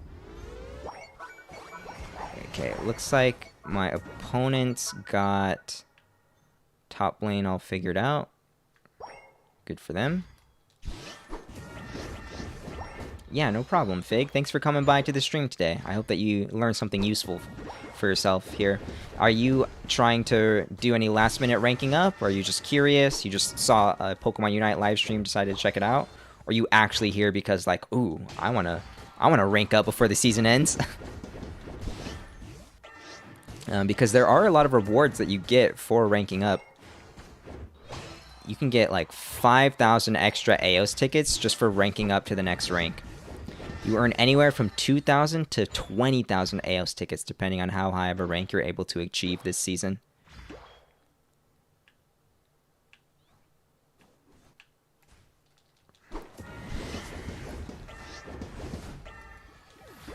Stay away from me, Blissey. Oh my gosh, I'm trying to put myself between Blissey and the enemy Garchomp. Oh no, I got way too close there. We're not capping on a Venusaur. That's not going to happen. We're going to Master Climb when season ends? I don't know what we're going to do. But probably, yeah. I've been playing with a gang of people who are interested in playing Pokemon Unite for Mazer, my sponsor. I know Sly was pretty sad about it because he felt like we were always playing without him. I'm trying to incorporate everyone in the EXP share gang into our practice routine, because if we have almost 10 people who can play with us, and if we have 10 people, that means we can host our own in-house scrimmages. Drednaw is spawning. Drednaw did spawn and I'm late for it. Like, we could be frying Drednaw right now before my opponents even have time to ever show up, but now we're kind of like, our opponents are going to show up for this for sure. They did go for Rotom instead, which is a good sign. It means they're going to be late. But see that Blastoise? He almost got there in time. And if I had been on the Drednaw on time, that Blastoise would not have had time to get as close as they did. Kind of a smaller thing. Like I said, I'm going to be dropping my small tips, like if you just watch the stream as I play these games. So one of the smaller tips I have for you if you're playing the jungle is that your job in the jungle is really to make sure that your jungle farm is like always on cooldown. Wow, you still died. Okay, well, I'm running then. I thought that buddy barrier was going to be clutch. But I think that whole fight was just a doomed situation. Okay, so as the jungler, it is kind of your job to make sure that these jungle camps are always getting cleared. So that's why I decided to continue farming my jungle. Even though Drednaw was spawning, I figured it'd be worth it to lose a little bit of time on the Drednaw. Since we're so far ahead, we should be okay. Even if we're a little late to it. We're in such a dominant position that we shouldn't need that timing advantage to win the Drednaw. We can win just by taking a normal fight.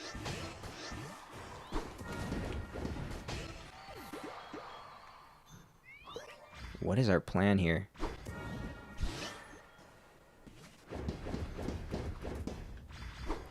We can't actually catch him because he has Petal Dance. Okay, I'm going to back and go... No, I'm not going to back, but I am going to run bottom. Top path? Okay, I'm going to follow my Blissey. If Blissey wants to go top, then we're going top. They got it already. That's massive for them. That is super massive black hole for them. Alright, I'm dead. Darn it. Darn it, darn it. Okay, what are we going to do? At least Drednaw isn't dying. We did get 2 Drednaws. We should have an EXP lead. You're in trouble. Kind of do. No, honestly, it's even. The EXP is even, and we just died, so that means it just got swung in their favor, probably.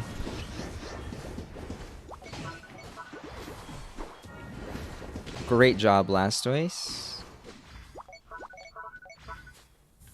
Blastoise, what are you doing, brother man? Why did you back?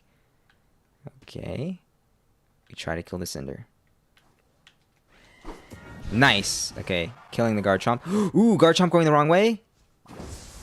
Nice. Okay, now we go score. Now we go run to score.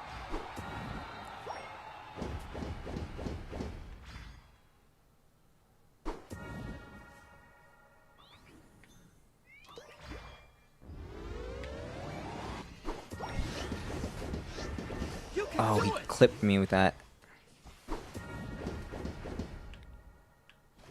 They're all up. We have to win a team fight. Okay, we can get Cinder, though. Nope. Okay.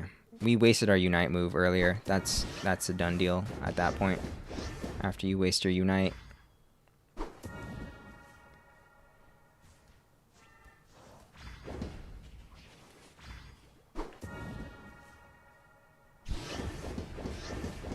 Oh no.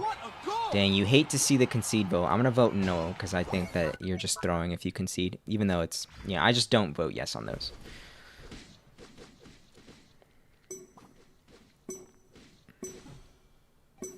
Okay, Tech is going to play with us on the Master Grind. Sounds good. You played some yesterday, haven't done the Halloween event. It's not a must, but there's some nice free rewards for you in it. I'd say getting at least Veteran is worth it right now, but Master has an amazing reward. Yeah, I think I haven't played much lately, seeing if it's worth struggling to reach Master. I mean, if you don't enjoy grinding the game, then don't grind the game. But if you have a mentality where it's like, I'm not just in pain whenever I play solo queue, I actually do enjoy myself, then I say go for it. Go for the grind. Because even if you rank down, you actually still get the rewards of whatever your highest rank was. So I say just go for it. Just try it, you know? Like Thor says, it's not too difficult to get into veteran and get a good chunk of tickets just from getting to veteran. And if you're able to push even higher, then you just get even more and more. I think the jump from ultra to master is 5,000 extra tickets. Ooh, and the jump from okay, actually this is pretty generous. The jump from expert to vet is 4,000. From vet to ultra, that's 5,000 more tickets if you make it. And then from ultra to master, that's another 5,000. So really generous rewards at the very end here. If you're in veteran and you push to ultra, or ultra and push to master, it's worth it. I think if you're an expert and you push to veteran, that's worth it. If you're in great, you should definitely push to expert. I know it's only 2,000 more tickets, but great is just like a pretty easy tier to get through as long as you have a mentality where it's like, okay, I'm going to just stay calm. I'm going to keep grinding this game. I will get out of great tier eventually. It's actually not that difficult to make it to expert. The reward isn't as big, but it's also just not that difficult to get here to expert. And then expert to veteran, this is another one where it's even harder than going from great to expert, but you get even more tickets. You get 4,000. So that's really, getting to veteran is, I think, a nice mix of like not that hard to do, but with a really juicy reward. And then going to ultra and master, that's when it's a hard work to grind for, but the reward is massive. That's how many tokens? Well, you just divide by 10 or take 1 0 off. So on master, you get 2,000 upgrade tokens. And for beginner, you get 200 upgrade tokens. So 200 is enough to get almost two items to level 10. 4,000 should be enough to get one item to level 20. Actually, 600. Let me just look up the exact numbers. Pokemon Unite. Item upgrade cost. So to get to level 20. Oh no, they don't have the cumulative. It's just like individual. So we'll go 4 plus 5. 3 plus 6 plus 8 plus 10 plus 12 plus 14 plus 20. Okay, so it takes 93 tokens to get to level 10. And then from 10 to 20, it's 25 plus 30 plus 35 plus 40 plus 45 plus 50, 55, 60, 65, let me guess, 70. Oh no, it actually jumps up to 80. Okay, so to get to level 20, that's 578. So 6,000 tickets, that's the expert reward. So the reward for expert is enough to get one item to level 20. It costs 100 to get one item to level 10. So you can get 2 items to level 10 just for getting to beginner. 1 item to 20 for expert. And then master gives you actually barely not enough tokens to make an item level 30. So that's how it breaks down. You can get an almost level 30 item off of getting to master. You can get a level 20 item off of expert. You can get 2 level 20 items off of ultra. Did I say level 30 on expert? You can get 1 level 20 item off of expert. You can get 2 level 20 items off of ultra. You can get almost 2 level 20 items off of veteran. You can get almost 1 level 30 item off of master.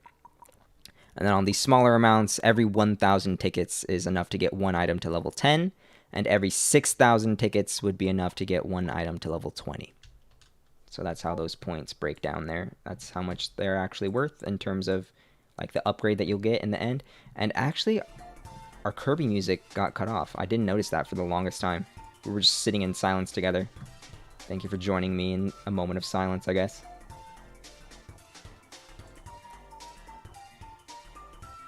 Oh, okay, Thor with a link on tokens needed. There you go, there you go. Alright, I gotta go. Thanks for the advice, everyone. Later. Yeah, Fig, thank you again for tuning in. I hope you have a great rest of your day. And I hope that we're helping people here. Alright, so let's keep reading chat. Let's see if there's anything else I missed. Okay, looks like we're good. So let's keep it rolling. Are there any roles we haven't played yet? We haven't gone... We've gone a physical attacker. Okay, we need to play Greedent. We needed to play our Crustle. And then we need to play Zeraora or Talonflame. So 3 more games. And then we'll have covered everyone on this list.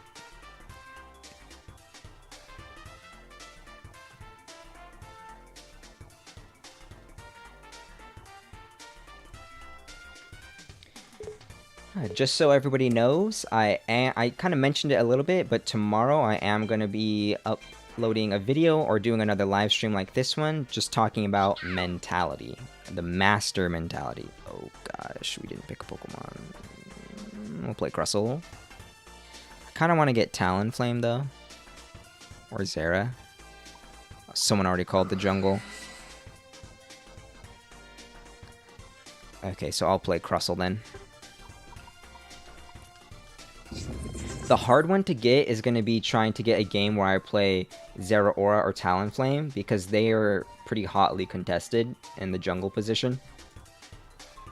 Your main is Talonflame, so if you can do a guide, it would be pretty helpful. Okay, yeah, I'll try to play a Talonflame game for you then. I'm just going to instant pick Talonflame at the start of the next match. Death Enders? Exactly. I'm the Archon of defense.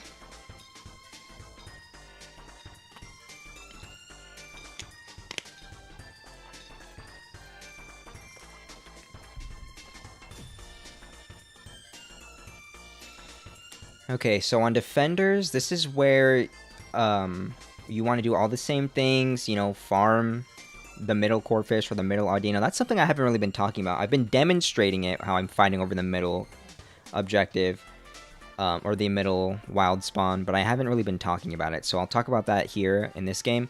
The main difference when playing a defender is just when you're in a team fight, your goal is to kind of split up the enemies. If you can make it so your enemies can't really fight as a group of 5 and they have to kind of like get split off into smaller groups, then that's just going to be good for you.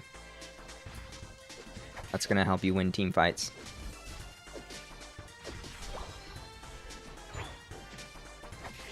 Okay, so here is what I'm talking about. I'm going for this middle Audino rather than... Oh, I used my stun. That's really bad.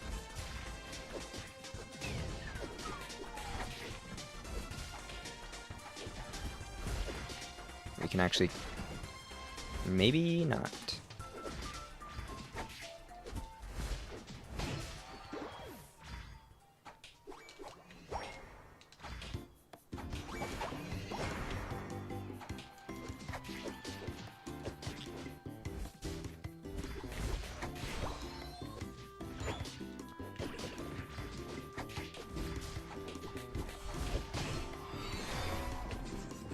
Okay, the jungler could be coming. Yep, there they are.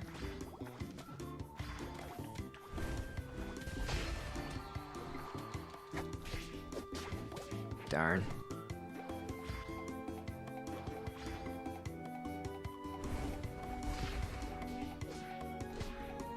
I'm dead. I shouldn't have even flashed. I'm just dead. Darn. Okay. Kind of BM that our jungler came to the lane, fed, and then didn't come help us collect these bees.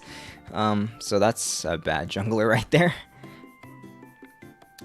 Hi, is it weird that I don't have trouble? I do well with Pokemon deemed as bottom tier. It's not weird at all. People have success with Garchomp all the time. I've had success with Garchomp. I've had success with, I mean, I don't play Absol, but I've had Absol players on my team. Like one of my teammates who I play with likes Absol. You know, you can have success with these Pokemon that aren't considered top tier, and it's not that weird. It's just, you know, this is a video about how to rank up, so I'm going to recommend that you play the top tier characters because it's just going to give you a little advantage for yourself for free. Now, you don't have to play the top tiers if you don't want that advantage, but if you're watching a video about how to rank up, you probably are interested in these advantages, so that's why I'm mentioning, you know, these tier lists and characters. But it's totally fine and totally normal if you're just winning with not meta Pokemon. Stranger things have happened. fact that I'm doing this instead of farming my bees.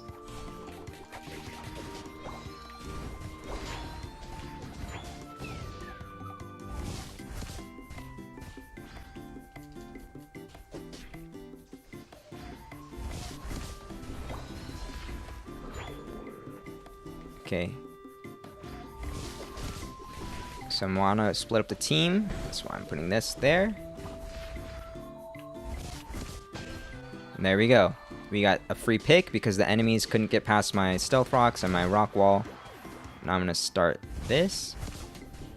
I'm going to do this so now that other enemy in the lane can't come help Gengar. Just doing what I can to keep the enemies split up, basically. Oh, I got charmed, so I couldn't cast Stealth Rock. That's crazy. My Stealth Rock went on cooldown, but my animation for it got cancelled because I got charmed.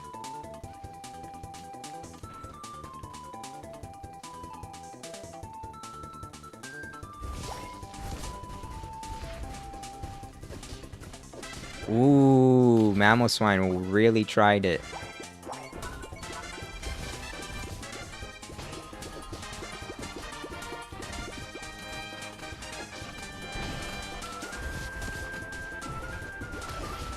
Oh, sorry.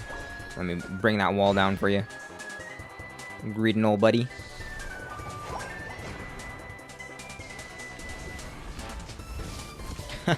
Wow.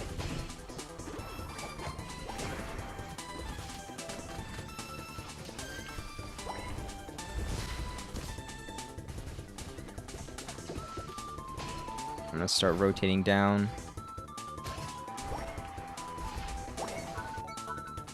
Okay, I'd like to farm this jungle. We're just gonna farm it. This might be a mistake, though. I might be feeding.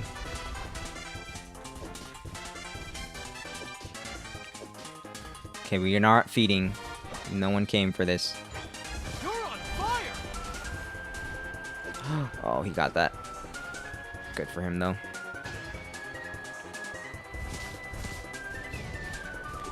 Ah, if Wiggly wasn't there.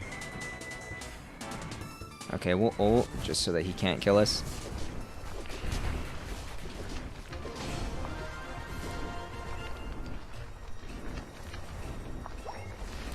Oh no, my stealth rocks got messed up.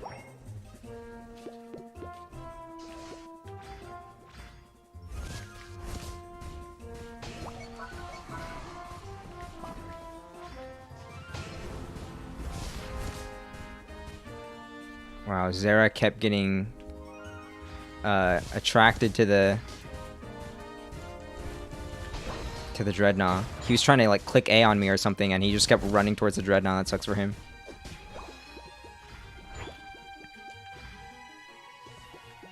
I've been just sitting here on 1 health for so long.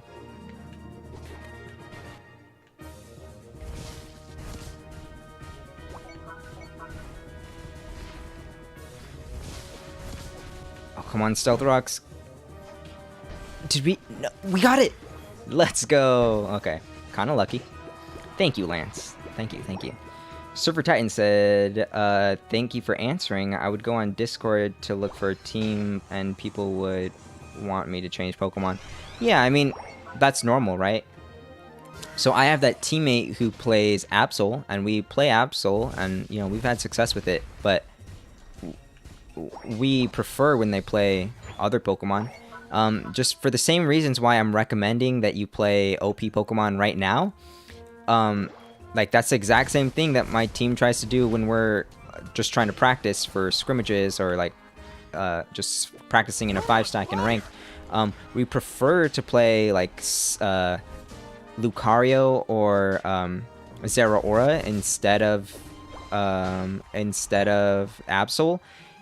And it's just because of, like, the small advantage that you get by playing these top-tier Pokemon. To us, it's more worth it to just play a top-tier Pokemon so that we can get these free advantages rather than just trying to, like, play Absol. Like, the only reason to play Absol is just if, like, you're really loyal to Absol, or you feel like you have something to prove. You want to prove that you can win on an off-meta Pokemon. And if you want to prove that, then go ahead and prove that. But like, that's not, this video isn't about like how to prove that you're a Wigma male. Like, no, this video is about how to rank up last minute at the end of the season so that you can get more tickets.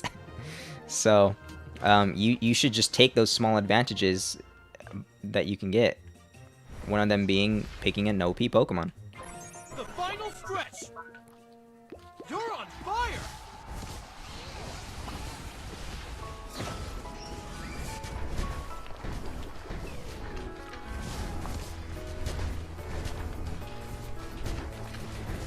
Why are these walls not coming out? I'm just like trying so hard.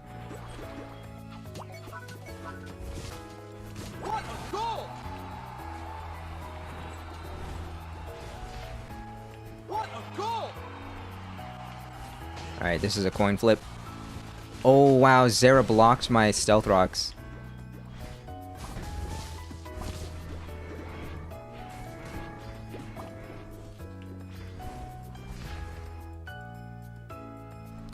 Alright, everyone on my team is actually dead. What a goal! Enemy's trying to back cap on us, so I'm just gonna cap What a and goal! get back to base.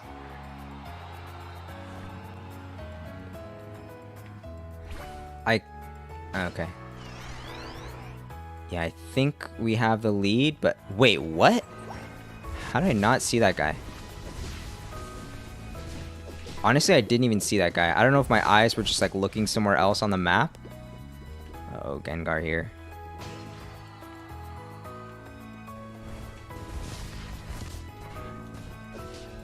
Lucario, I need you to wake up, buddy. Job's not done, Lucario. Job's not done.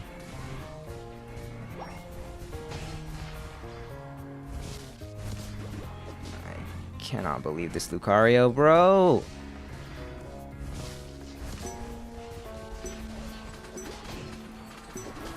Oh my gosh. I am not giving a good job to Lucario. They were sleeping on the job. Eyes up! Holy crap, Lucario. That Lucario deserves to lose. What a dumb nut. Alright guys, whether you're on the team that captured Zapdos or the team that lost the Zapdos, please don't go AFK after Zapdos has died. That's another big tip for you. You will lose your games just because you went AFK. Now, I get it. You know, if you lost the Zapdos, you feel like there's no chance. I've done it probably at least once per stream, multiple times per stream. You lose the Zapdos, you can still come back. You knock out your opponents, you don't give up, and you try to score on the enemy goal. Sometimes they're being dumb nuts like you, Lucario, and they're just sitting there AFK, so they just let a bunch of free points get through. But you will always lose that if you just go AFK or if you just concede after losing Zapdos. You guarantee that you lose. At least if you stay in the game, there's that 5% chance, that 2% chance that it works out and you win. But you give up your option to even roll those dice because you gave up. So that's something we're going to have to talk about tomorrow when we're talking about mentality and not giving up. But if you're the team that won the Zapdos, oh my gosh. Okay, honestly, everyone in this game was pretty dumb. I'm not good jobbing anybody. I'll good job the enemy team. My Greninja ran into my lane and fed. Greedent actually got last hits on objectives. We'll give them a good job. Pikachu didn't really do anything wrong, but these two blue dudes, Lucario and Greninja, useless. I'm gonna report them for going AFK, honestly. AFK after Zapdos. It's really bad. We almost lost because Lucario had to like make a sandwich or something. Wow, we actually got them a penalty. Wow. Someone else must have reported them, or they must have been AFK long enough that they actually did get caught by the AFK catcher.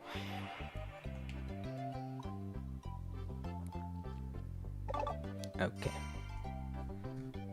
E. E to you as well, Big Monk. What's up, Ray? That Lucario? I know, Lance. I know. Lucario pieced out. Yeah, I think he had to make a sandwich, pretty sure.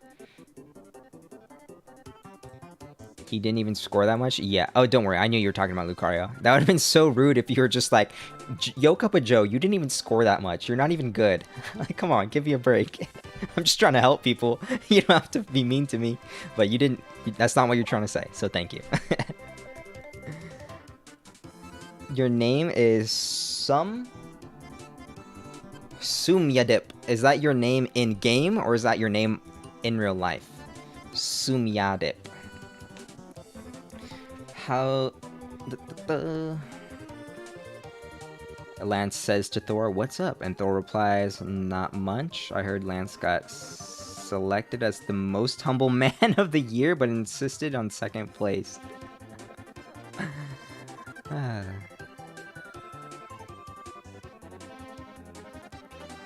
Alright, well let's play a couple more. We still have to do one on Greedent and one on Talonflame. I think Sanju wanted a Talonflame game.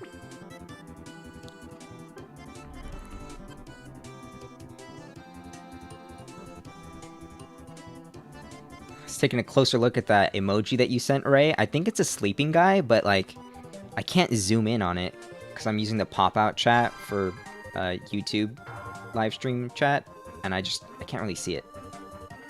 I think it's someone sleeping though.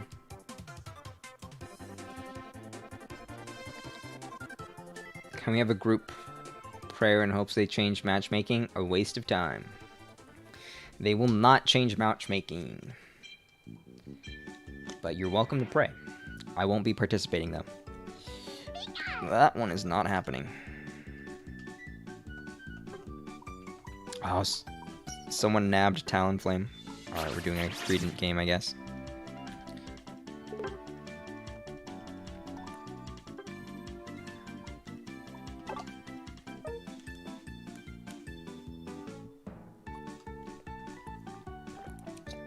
You're gonna give me your ID after this match, Sanchu? Alright, you're welcome to send it to me, but I'm doing a solo mission right now. We're all melee if I do this.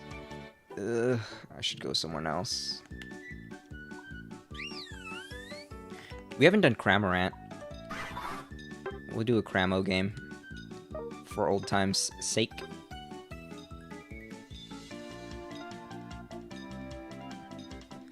It is a snoozing man. I saw the little Z, but honestly, it's to my eyes, all I see is a yellow circle and then blue lettering or blue lines that I assume are a ZZZZZ. But honestly, it's really hard for me to identify. What Pokemon do you think needs to be nerfed? Probably Greedent and Lucario, the menaces to society. That's it. Greedent and Lucario, I would say. I think the rest are fine.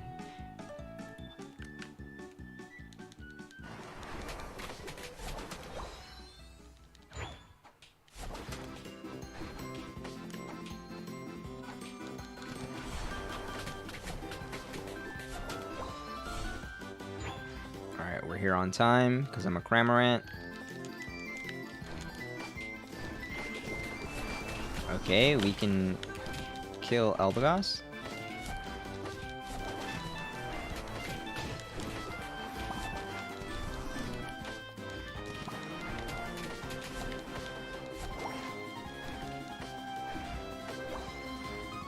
Oh, what?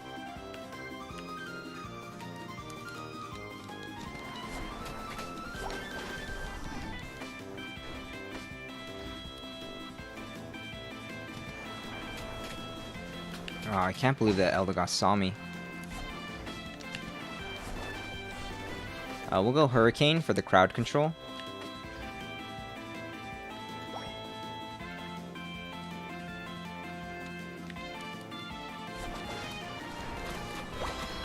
Nice, we got all those.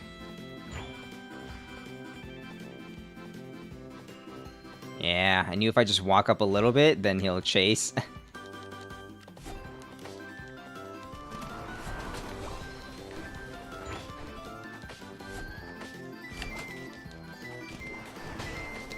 Nice. We made sure to pull our Whirlpool over to the side so that the Eldegoss would take damage even as they run away from it.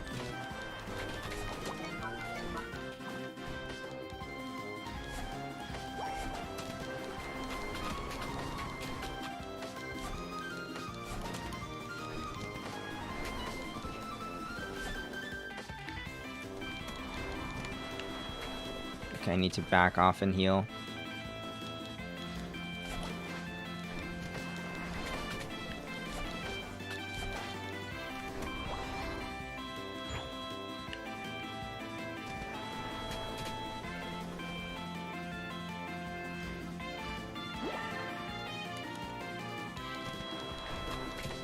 Alright, this stuff in the middle is about to start spawning. Oh, he's a flail Snorlax. That's great.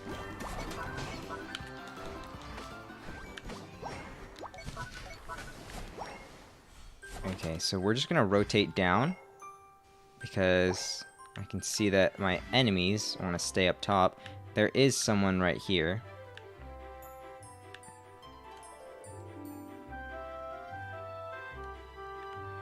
Okay, my enemies being up top is big for us. No, I'm not headed for the top path. That was a misclick.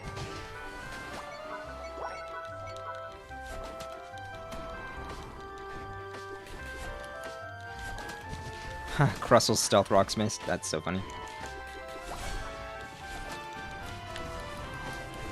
Oh my gosh, your block and flail? That must have been a misclick or something.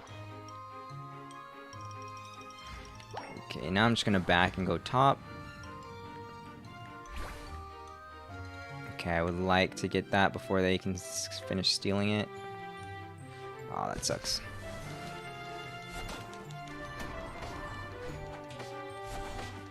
Why purposely leave top? So this is something I talked about at the beginning of this stream. We are prioritizing capturing the Drednaw over capturing the Rotom. So as you can see, my enemies went for Rotom and my team went for Drednaw. So what is the state of the game after that? Basically, we have an EXP advantage. Wigglytuff still has her shield. So in this fight right here, we have an advantage because we just have more EXP and some of us still have our shields from the knocking out the Drednaw. So it's like just a really easy objective to play around. You capture the Drednaw and then you just run up to enemies and you beat them because you have more EXP and some of you guys have shields. Going for Rotom is a lot more difficult to leverage and turn into an advantage, especially in solo queue. It definitely takes coordination to get good value out of, to get the most value out of Rotom, compared to Drednaw, which is like really straightforward game plan to make Rotom, to make Zapdos, to make Drednaw work for you.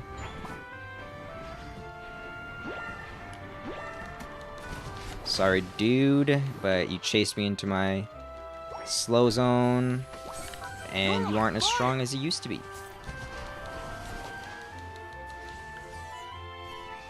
Oh god, we need to help, we need to help.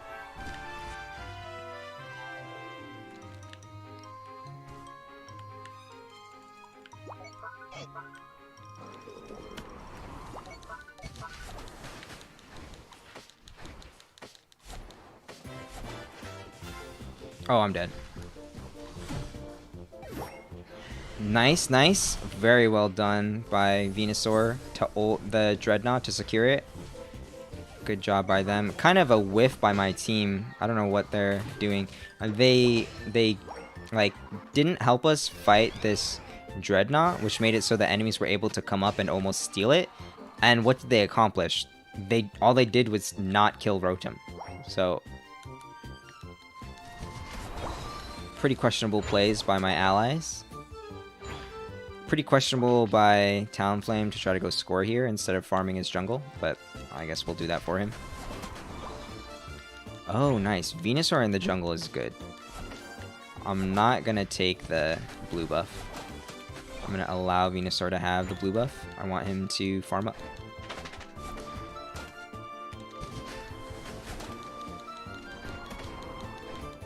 Alright, I gotta do a better job of grouping up these bad boys. We missed our Hurricane, but at least we hit them both with our Surf. Trying to farm as efficiently as we can. Whoa, whoops.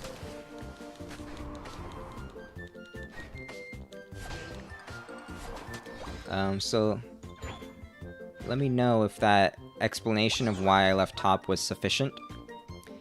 Basically, we just want to prioritize Drednaw over Rotom, because it's a very clear win condition that we have.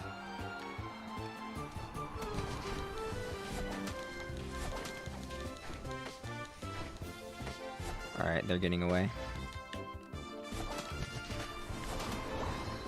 Okay, so for this last objective spawn, I'm going to prioritize the Rotom, because Rotom at the end is much more valuable than Rotom at the beginning.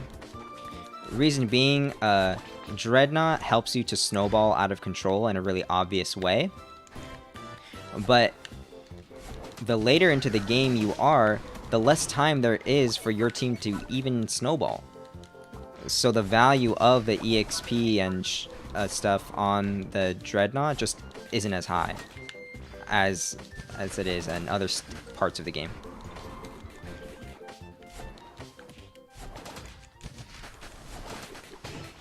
We barely knocked out that Rotom right before it was too late. Okay, I'm ulting to live here. Ooh, that guy spammed his ult, so he's dead for it. Okay, I'm gonna back so that I can just... are we starting this? We should be starting this. They're on the Rotom. Okay, it looks like we reconnected. So...